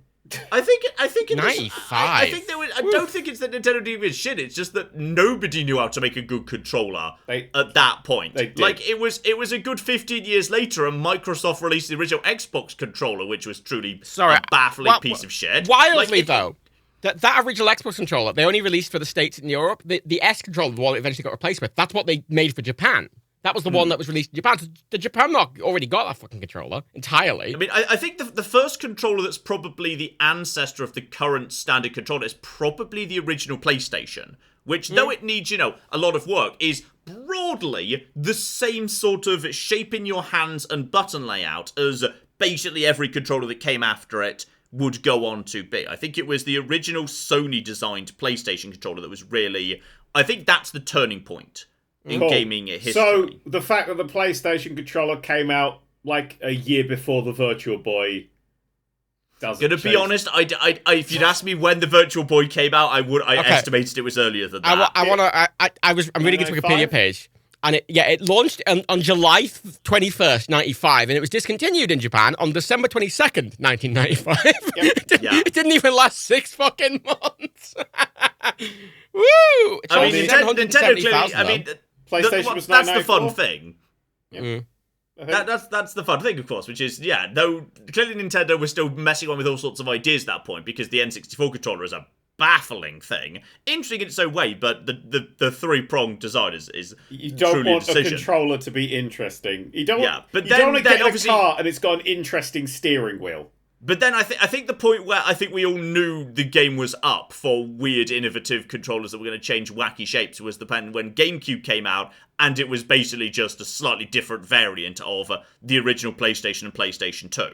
Like, Sony said, you know what, PS1, let's just add the dual sticks and then move it over to the PS2 and it will be broadly the same. And they've kept it the same over, like, up to PS4 and into PS5. And Nintendo said, okay, the GameCube's going to broadly fall in line. And then after the Xbox was fucking dreadful, a 360, that fell in line as well. Like, at that point, all three companies, the main companies, said, okay, you know what? They're all going to be roughly the same shape with some slight changes in exact button orientation. Like, that was when it was over. And then... Like, Sony invented the controller, and then it was over. And then Nintendo took a big old snort of cocaine and released the 2DS.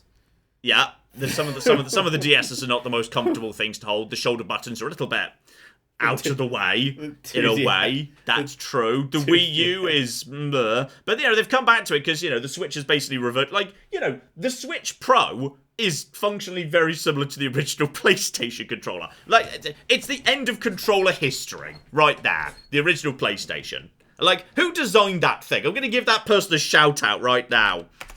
They need it. They do need it. They might be dead. They might be dead. This was a long time ago. They're probably not dead. That might go. Fucking... It would have been designed by a team, I imagine. Yeah. I kind of feel like the Genesis Mega Drive, whatever the fuck you want to call it. No, he's alive. He's age 72. It's Ken Kutaragi. Ken Kutaragi? Right. An engineering technologist. What a great that's a great job title. Didn't he run Sony? I swear this the guy who used to run Sony, right? He's 72, and he was the leader of the team that designed the original PlayStation controller. Good for him. Oh yeah, but Steve Jobs was the leader of the team that designed the Macintosh, but he didn't do shit really outside of marketing. Yeah, I swear he was just the CEO. So I don't know though. Anyway, no, I would go further back. I would say that the Mega Drive's controller, which was like not a rectangle, was the changing point, because until then everything is a rectangle. And it's literal mama. Oh come on, that's function identical to the old Super NES controller. That's when it was just a. It's bendy slightly. John, so you're saying that the Mega Drive, which came out in 1988, copied a controller from a console that came out in 1990? No, I'm saying that they're very functionally similar. They're basically just a big round blobs of plastic that have not yet molded to the human hand properly. So the one that came out 2 years prior to the other one is the better one. The earlier one. Do you know how time works? Do we have to explain time to you? No, I'm not giving you that the Mega Drive controller is better than the Super NES. It's Fuck that shit. absolutely bugging better than the fucking... I've got one right fucking here, and it's an uncomfortable as shit controller, and all the buttons feel like nothing. Here. All the buttons feel like shit. Here's my fucking... You can tell I've got one because you'll recognise Dad's getting worked up. He's probably going to shove it up his arse and fall asleep. You ready? That's the triple button press. Everyone knows it. This is a lovely controller. I will make Everyone put your hands up if you would have had no idea what that noise was, because it's 100% of you. So, I have a controversial statement here. Not. Right? The N64 controller is shit, right? But I find it more comfortable to hold than that fucking controller. The N64 controller is a brilliant controller, because it's so innovative, and you've got the analog stick for the first time. You've got the trigger at the back where firing a gun is actually a trigger mechanism, which is amazing. You've got a lot of stuff going on there. That's really interesting ideas. Brilliant controller. I mean, dumb as shit and uncomfortable as anything these days, but at the time, groundbreaking. Well, it's a big problem because loads of people on the N64 emulator on the Switch, because of the way they've had to do button mappings for the N64, a lot of them don't really make any sense on modern controllers. They're a bit awkward. So a lot of N64 games, you kind of have to play with an N64 controller, otherwise it's really difficult. Well, yeah, that's because the entire game was built on the assumption that there was one and only one analog stick, leading to control systems that feel really fucking weird. Yeah. And leading to game design choices that were based around that concept. And the knock-on effect to games is huge. You don't think about it till you actually play through them. Metroid Prime. Ocarina of Time is Prime. wild because so much of the level design is clearly built around the idea you don't have functional control over the camera. because the C buttons are all dedicated to various items. So there's functionally no way to control the camera. The camera has to be entirely has to be controlled by the system. And then you look at the level design and say, oh shit, so much of this has been designed on the assumption the player has no control over the camera, so the level is designed in a way such as they knew where the camera was going to have to be to make this make sense. Yeah, also a lot of the difficulty. It's so interesting. Yeah, but so much of the difficulty in that fucking game, because I tried playing it, and so much of the difficulty in that game just comes from the fact that it's the hardest fucking thing in the world to control, because N64 games, right? I've gone back and I've played so many generations of games, right? And I'll enjoy most of them, right? Like, It's a bit awkward in the 2600 era because everything's a bit too basic, but I enjoy most of them. Every fucking N64 game I've ever played, I've had a bad time fucking playing, aside from Star Fox. Every other one. Lilac Wars, yeah. Every other fucking one I've played, I'm just going, oh my god, I hate this. I'm like, tank control. I can't fucking move. I'm trying to walk Link in a fucking straight line across a board and I keep fucking falling off. And I'm like, what the fuck is it? I gave up. Fucking awkward and I hate it. Some of the platforms I think are pretty good. Like, Banjo-Kazooie, I think actually is still solid. I think is a lovely game, actually. That's a pretty rare opinion you've got there. Rare. I get it. Fuck me, you both. I'm not giving up. F-Zero X is actually genuinely still a great racer. I prefer it to GX. I think it's actually so good. It's such a pure racer. It's great. I think racing games and stuff work. Just any actual 3D platformers, because as much as it is that classic, first era 3D, and everything is kind of fucking awkward, right? Yeah. Like Tomb Raider 1 is awkward, but kind of it's awkward in a way that you can understand. It's worth remembering that this is 25 years ago. We were basically introducing 3D space into video games, and we were figuring this shit out as we went. Well, that's it. When I play N64 games, I'm not really faulting them for not really knowing what they were doing because they were figuring it out. But from a modern perspective, they're fucking. God, it's so unpleasant to play them now. Oh God, they have not aged well. I think Super Mario 64 is still very charming, and it's remarkable how fun some of the 3D spaces are. Just a fucking Ocarina of Time and Majora's Mask, right? I know they get reviewed as the best games ever made. They are so unpleasant to play now. For me, who never played the N64, I went back to try and play them. I think they've aged worse than some other N64 games. I agree. Like if you had to pick out the games of the N64, I think are most playable to this day. I agree. Star Fox 64 or Lilac Wars, if you're in Europe, I think is now up to one of the top tiers. I think F-Zero X is up on the top tiers. I think Jet Force Gemini has aged very nicely. Rogue Squadron still plays really nicely on PC. The Mario Golf game. I really enjoyed Mario Golf and Mario Tennis. I think those are lovely. They're fine. Yeah, but I will say that John's idea of a fun time is spreadsheets. Okay, there is nothing wrong with a good golf game. Mario Golf is a good franchise. Fuck you. Do you watch that spreadsheet esport thing where they've got to do... you know what the funniest shit is? Oh, here we go. It's the wrong type of spreadsheets for me. I can't enjoy it because they're not doing the right thing. Jesus fucking it's Christ. Not. It's John. That's the most fucking you thing you've ever said in your life. Every time this does the round, people tweet at me shit like, "Oh, John, you should enter this," and I have to reply every time. It's like, actually, my specialization is dashboards and data visualization, and that's not what they do. If they did a special subcategory of Excel, which was data visualization, fuck yeah, I'm in. But this isn't my type of spreadsheet stuff. Yeah, John, you're not doing the voice. John, yes. You know how you have sex? I don't want to know where the sentence goes, but yes. That is really that I think adds a lot of hope to a lot of people's hearts. It's not an impossible goal for people like you. So insulting, but also not simultaneously. Such a back. You know, actually, what did surprise me on the topic of the N64 recently? Oh, I thought it was the topic of sex. They recently re-released GoldenEye on the actually it was on Xbox and it was on Switch. They re-released GoldenEye recently. I went into that fully expecting to say, oh, this is age. This is an important historical relic, but it's aged quite badly. No, actually, I was amazed at how well it's aged. If you just set up the controls to be a modern dual stick system, which is quite easy to do, it's actually still quite playable. Control, which I was really surprised by. I thought, okay, Perfect Dark's aged pretty well, because, it learns all lessons we've got. No, GoldenEye's actually still pretty good. I was amazed. They've aged well, but they've still aged. That's the problem, yes. I think. Yeah. That's true. As have we all. Fuck you, I don't age. I was born 45 and I'll die 45. Okay. I just... Yeah, two more Red Bulls up the arse should do it. It's honestly why I'm enjoying collecting stuff from the sort of next gen, like the PS2 era, just because everything felt like it was a bit more refined.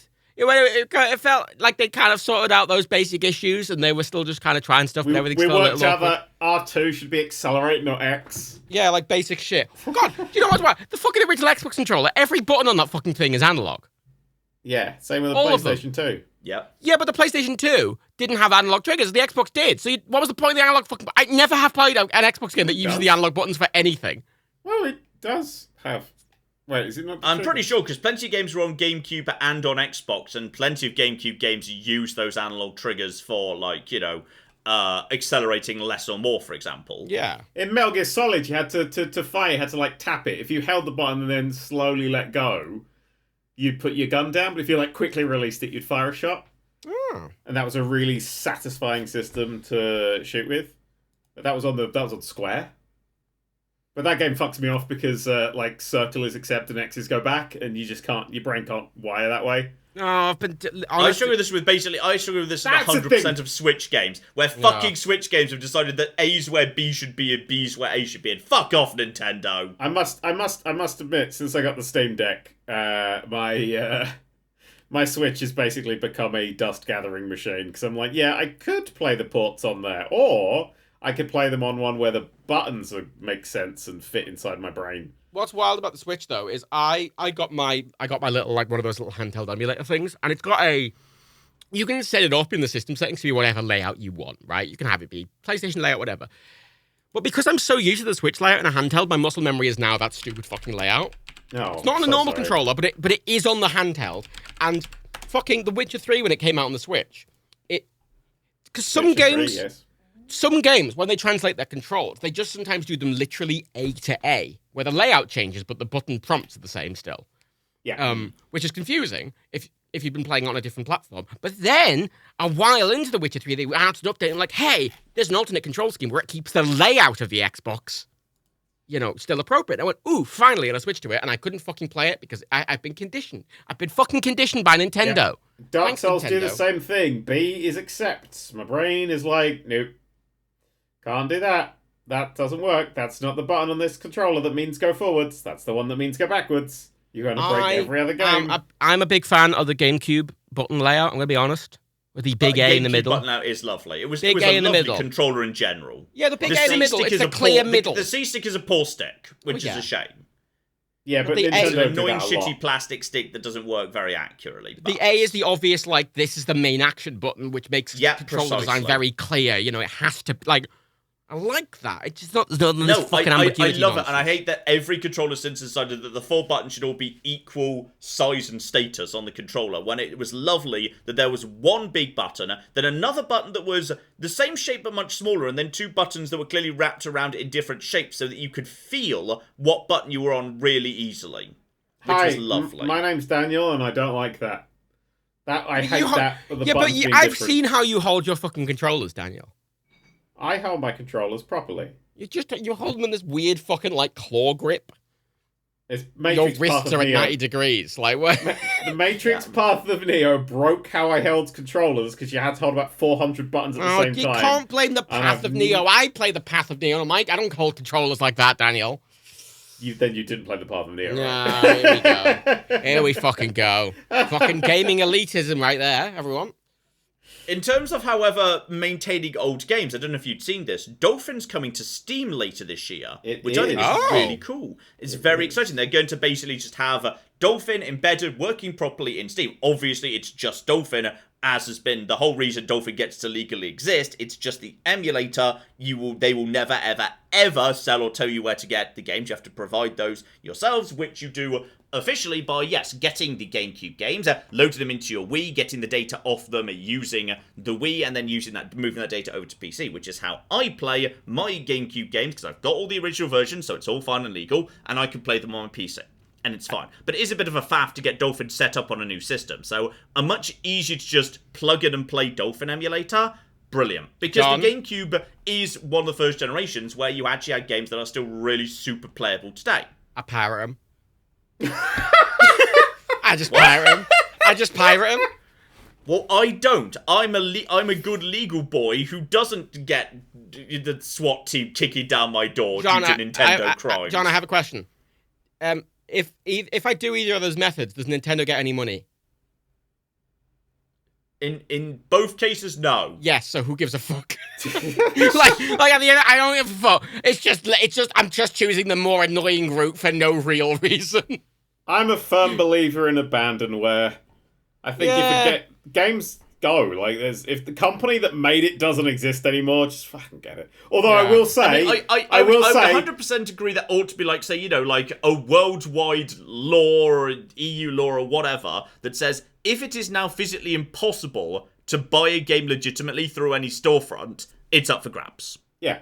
I would agree with that. Maybe with after a certain period of time, so people don't literally wait for it to stop being sold in order to download. So there needs to be a slightly disincentivizing period like that. No, I plus disagree with 3 that years bit. or whatever. I disagree with that bit. No, I think immediately, because I think games vanish, games die, and preserving the history of video games is super fucking important. The Internet Archive's been in a big legal battle lately about over archiving.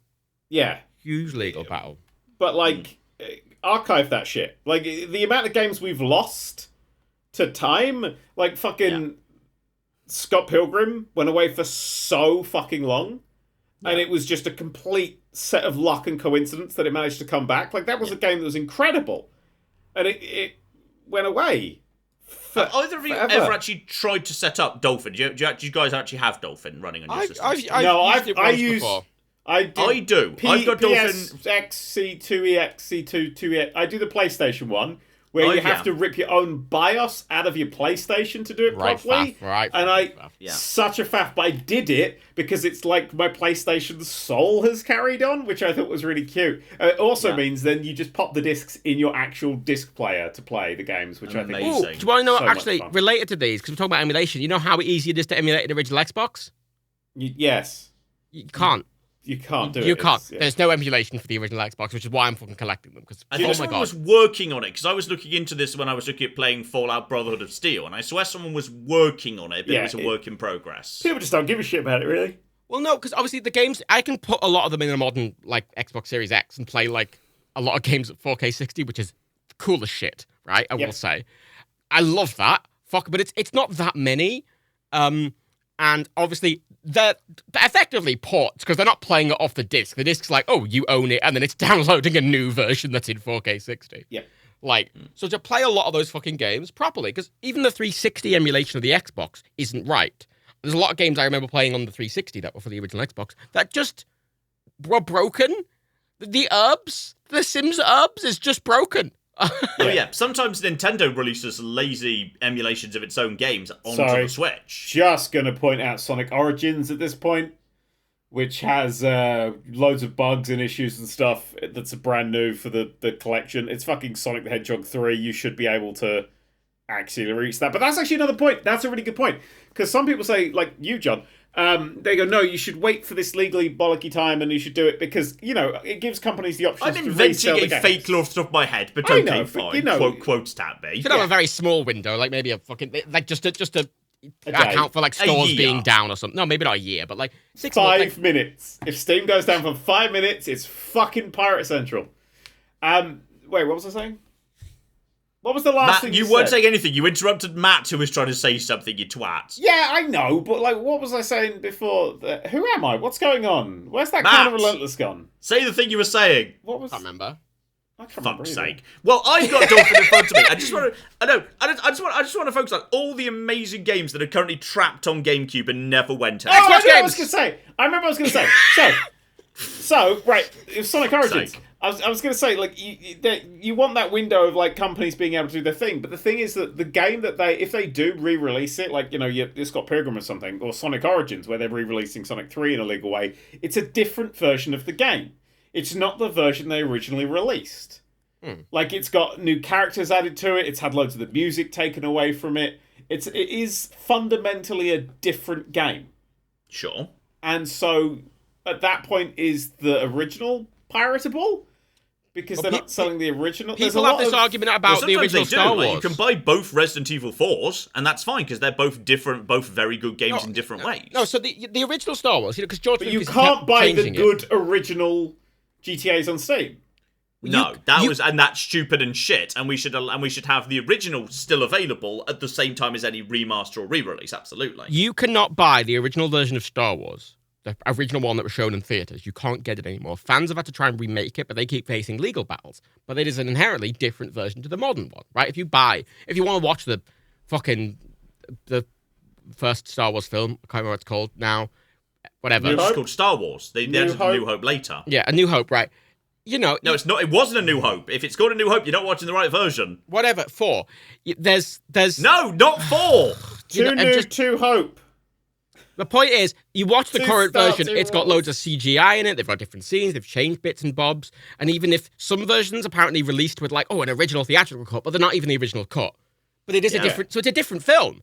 And obviously, archivists argue, well, why the fuck... I mean, archivists fucking hate George Lucas pretty consistently, interestingly enough. Yeah. But that I is want an him to interesting... start fucking with them. I want him to release a version of Episode 4 where during the Han and Greedo thing, they just kind of like add in with CGI, just a CGI, Rey walks in and shoots Han and Greedo, winks to camera and then runs off. Let's just add, then Jar Jar Binks comes in with defibrillator and like brings Han back to life. Oh, no, it's a Han! And just, gets just pops him back to life, runs off screen, and then the scene just continues because Jar Jar Binks brought Han back to life. I mean, Boom. That might happen because they've just announced more Star Wars films starring Rey. Oh, yeah. I know. Read the room, Star Wars. Because Rise of Skywalker wasn't bad enough. They need to make it worse yet. Yeah, you know how people are really liking Andor, like The Mandalorian, these quite, like, rounded things that are about kind of new characters? Yeah. No. Let's find out what happened to Rey Skywalker. I think the really fun thing about Star Wars is it's got these two separate levels of canon to it. Which is the films are seen as like the ultimate mega canon, which any other media must ultimately bend to meet and explain and fill in the gaps of. And everything else, even if it gets to start off being its own thing, eventually gets sucked into the gaping whirlpool of, but where did the films go? Because you've ultimately got to conform to that. And I think that's such a shame, because when you just say, fuck it, off you go, make a Western in space with some original characters, it's really good. And then slowly but surely, shit from the films and all the other media starts creeping in and polluting the whole situation. You have to do what Trek does and just awkwardly try and make every single thing that's ever happened work together no matter what. Just be like... Just hand wave it away, sort of thing. I come up with these really convoluted explanations for why certain things are happening. And how many different, distinct timelines currently exist in Trek simultaneously? 4? 2. No, because you've got the Kelvin timeline. Yeah. Yay! I'm starting a fanboy argument. The main timeline, that's but the then 2. I'm thinking the mirror universe. I was thinking a separate universe. Which is a different universe in the same timeline, and he asked how many timelines that's a valid point. That's a valid point. There was that third one that they were in season 2 briefly. They were in a different timeline, but that's like alternate timeline reality nonsense for a second. Yeah. Yeah. The answer is 2. The shit ones and the not shit ones. Yeah, it's 2. I just find it hilarious that Star Wars, if you just kind of look at the full timeline of that universe, has literally thousands of years that it could draw stories from, and it's obsessed with just telling the stories of this one roughly 80-year period. Yeah. It's where everything must happen. Unlike the old games like Knights of the Old Republic, set hundreds or thousands of years before or something. Yeah, why just set some shit in the High Republic or later that, or the weird like thousands of years that between Knights of the Old Republic where a few bits and pieces happen and the current era where all the films. I was like, I don't know, did something happen in those several thousand years? Anything? No. Anybody? Not a thing. Anything interesting? Turns out, nada. And maybe something happened on, like, some of the planets that aren't the 8 planets we keep going to over and over and over and over and over and over and over desert and over planet? and over again for fucking ever. Maybe on like this very large planet where there's like galactic maps and shit. There's maybe some shit happened elsewhere. No, I don't think you understand. It was a good idea that Leia was buried on Tatooine, that planet she never visited. Yeah. Just as good as just burying Kirk under some rocks. Yeah, but Kirk isn't under those rocks anymore. No, he's not, is he? He's not under those rocks. Oh. Apparently that was a reference to a book. Everything's a fucking reference to books. Books are the worst, man. Yeah. This is why I like being a Doctor Who fan. What's the canon? I don't know. How long ago did the episode start? What the fuck is going on in Doctor Who, by the way? What the fuck is that weird-ass doomsday shit that's going on? What the fuck is happening? Okay, I don't really care. It's just vague. So two things. One, that's Suze, who is a stand-up comedian who makes jokes about Sonic the Hedgehog and is really genuinely funny. Yeah. So we'll do a fucking great job. But it's a mixed media big story. So she has 24 hours before she dies and she's got to find the Doctor. She's a really good assassin. So the stories will be taking place between different mediums. You have some Big Finish audio, some comics, some books, whatever. And basically, I think because it's 24 hours, they'll be split into 24 stories where each story is like an hour. So basically, it's 24 one-hour stories that all come together to make one big story. Oh, there's 3 Star Trek timelines. You've just reminded me because the books are considered a separate timeline. And 4 if we count Star Trek Online. 4 if we count Star Trek Online, which is also a separate timeline. I'm not counting Star Trek on fucking line. Yeah, what? You have to count Star Trek Online. Harry Kim's in it. I'm not gonna... Oh my god, just slight spoilers. Do you think that Harry Kim is the only ensign currently to not be a Borg? Because he's still an ensign, most likely. That was slight spoilers for the fucking deep cuts, man. Poor Harry Kim. Poor Harry Kim. Yeah, poor, unloved, unlovable Harry Kim. I like that scene where his date turns into a horse. You know, his Irish lass.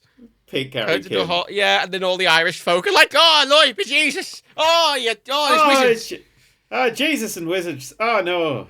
Classic Star Trek. Just let Matt do the Irish accent. That's definitely the safest. Classic Star Trek, man. Fuck me. Matt's Irish accent is worse than mine, I'd say. Oh, it absolutely is. No. Yeah, no, it is. No, my Irish accent's pretty poor. Better. Yeah. Weirdly.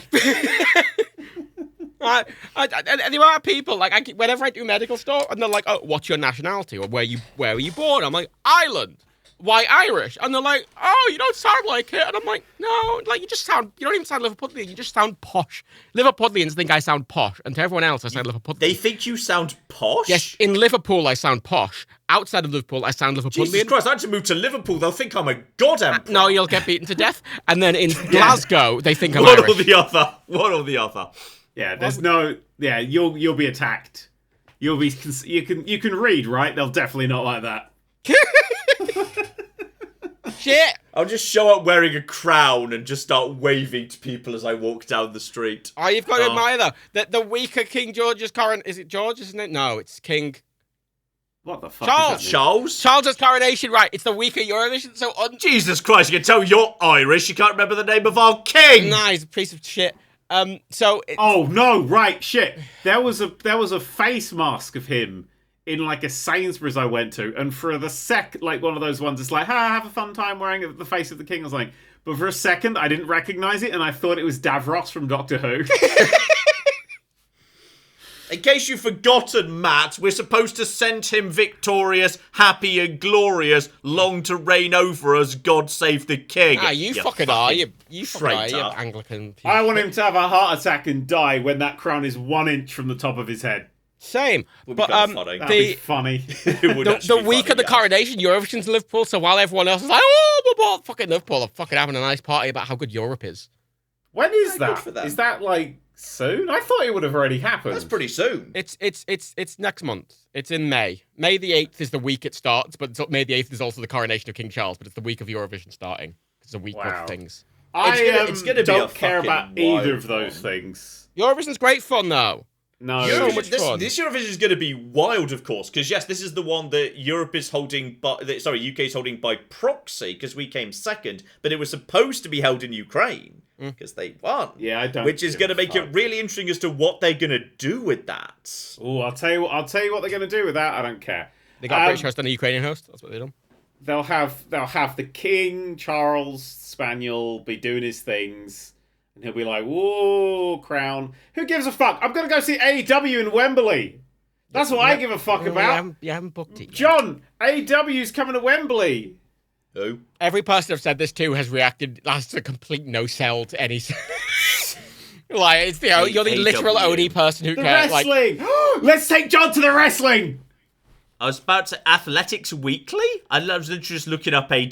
AEW, the wrestling. all elite wrestling. All Elite Wrestling. Search for the All Elite Wrestling. They're doing a show in Wembley Stadium. MGS feuding with Darby Allin. Yeah, well, he's doing the whole all 4 pillars. They're gonna have a 4-pillar match, but it's gonna just be a great fucking show. It's gonna be in Wembley, so the crowd is gonna be lightning hot. I kind of want to take John to see if he cries. No, how That's many? exactly why I don't want to go. I don't enjoy like extremely big crowds where they're white hot or whatever you just how said. many kids is I find MGF gonna too cause to much. need medical attention? That's the real question. 6 or 7. Okay. That's That's not my even a bet. joke, John. That's not even one of the characters on MGF is always in character. And Daniel showed me a match where he goes into the crowd briefly, he grabs an alcoholic drink off a random woman, and then just pours it on a child. He does not. He throws it in that child's face because he thought it was water, not vodka, or some like clear spirity drink. I don't know what the fuck it was, but it was apparently an alcoholic drink that got like splashed in a child's face, and that was hilarious. Fuck kids, Wrestling. no one needs them. Yeah, wrestling's the best thing.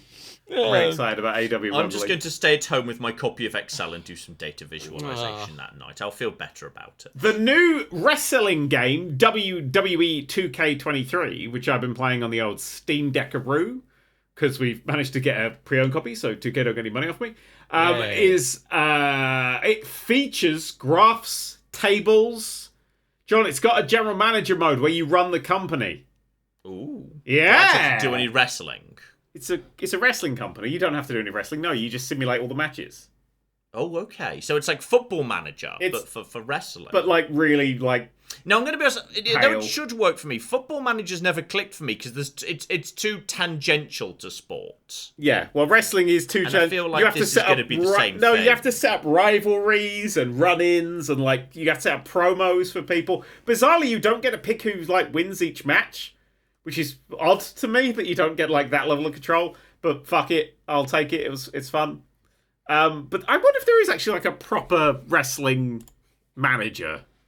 There must be somewhere at some point, probably on a console that's been lost to history. Wrestling manager game. If I search wrestling manager, I'm just gonna get fucking Paul Heyman. AEW Elite General Manager. That's shit. It's a mobile game and shit. Pro Wrestling Sim is on Steam. Oh, John, look at those tables. Look at those graphs. Pro Wrestling Sim. Sim. APU. It's early Hello. access. Look at that data. No, that's mostly just inboxes. Where are the graphs and shit? This is poor. This is no. You know what this is? This is poor data visualization. Oh, I knew he was going to That's say that. information that's not being displayed in an intuitive way. I'm actually quite angry at this game because I look at this, I just think this is such a mess of tables that's not legible. And my thing when it comes to data is proper clean data vision. This is actually poor data. I hate it.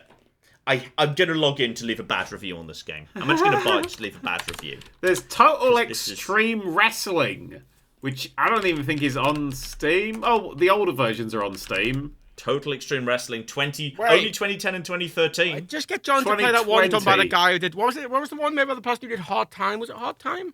Yeah, McDickey. Yeah, the McDickey one. No, That you one, see, John. this one I think is oversimplified Oh, fuck visually. me. It's not. That one's oversimplified, but still with too many bland tables. No. Oh, Get no. the tables! Dudley reference. Actually, this is.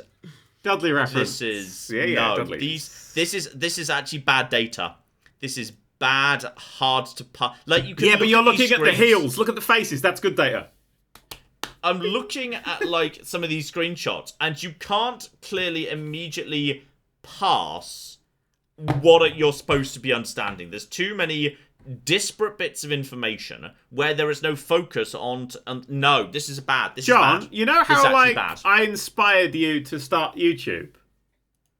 I mean, okay, let's it's a slight oversimplification, but sure. You know, you can give that. I by the way, regret that sometimes, John. Can I just say, as a side note, you can also attribute that exact same comment to Tom Scott, of all people. Wait, really? Well, he's like one of my favourite YouTubers. Oh, yeah, you remember, I think it was a Free Games Friday. One of the free games you showed off was one that Tom had worked on. Oh. And he hadn't really thought about YouTube properly until then. Oh, God. Yeah. Oh, God. What? Who else? Who else have I invited? Fucking the Queen! The Queen, yeah. Who I'm going to else? bring the Queen back. Oh, fuck it. There's probably Who else others. have you inspired, Father? There's probably others. Daddy Daniel. There should just be a rule where if like you're sort of indirectly responsible for another channel existing, that channel has to call you Daddy. I'm into that role. I'm into that role. Yes. No. Yes. Yes. 100%. yes, Daddy NerdCubed. Yeah, Daddy NerdCubed. There's the title.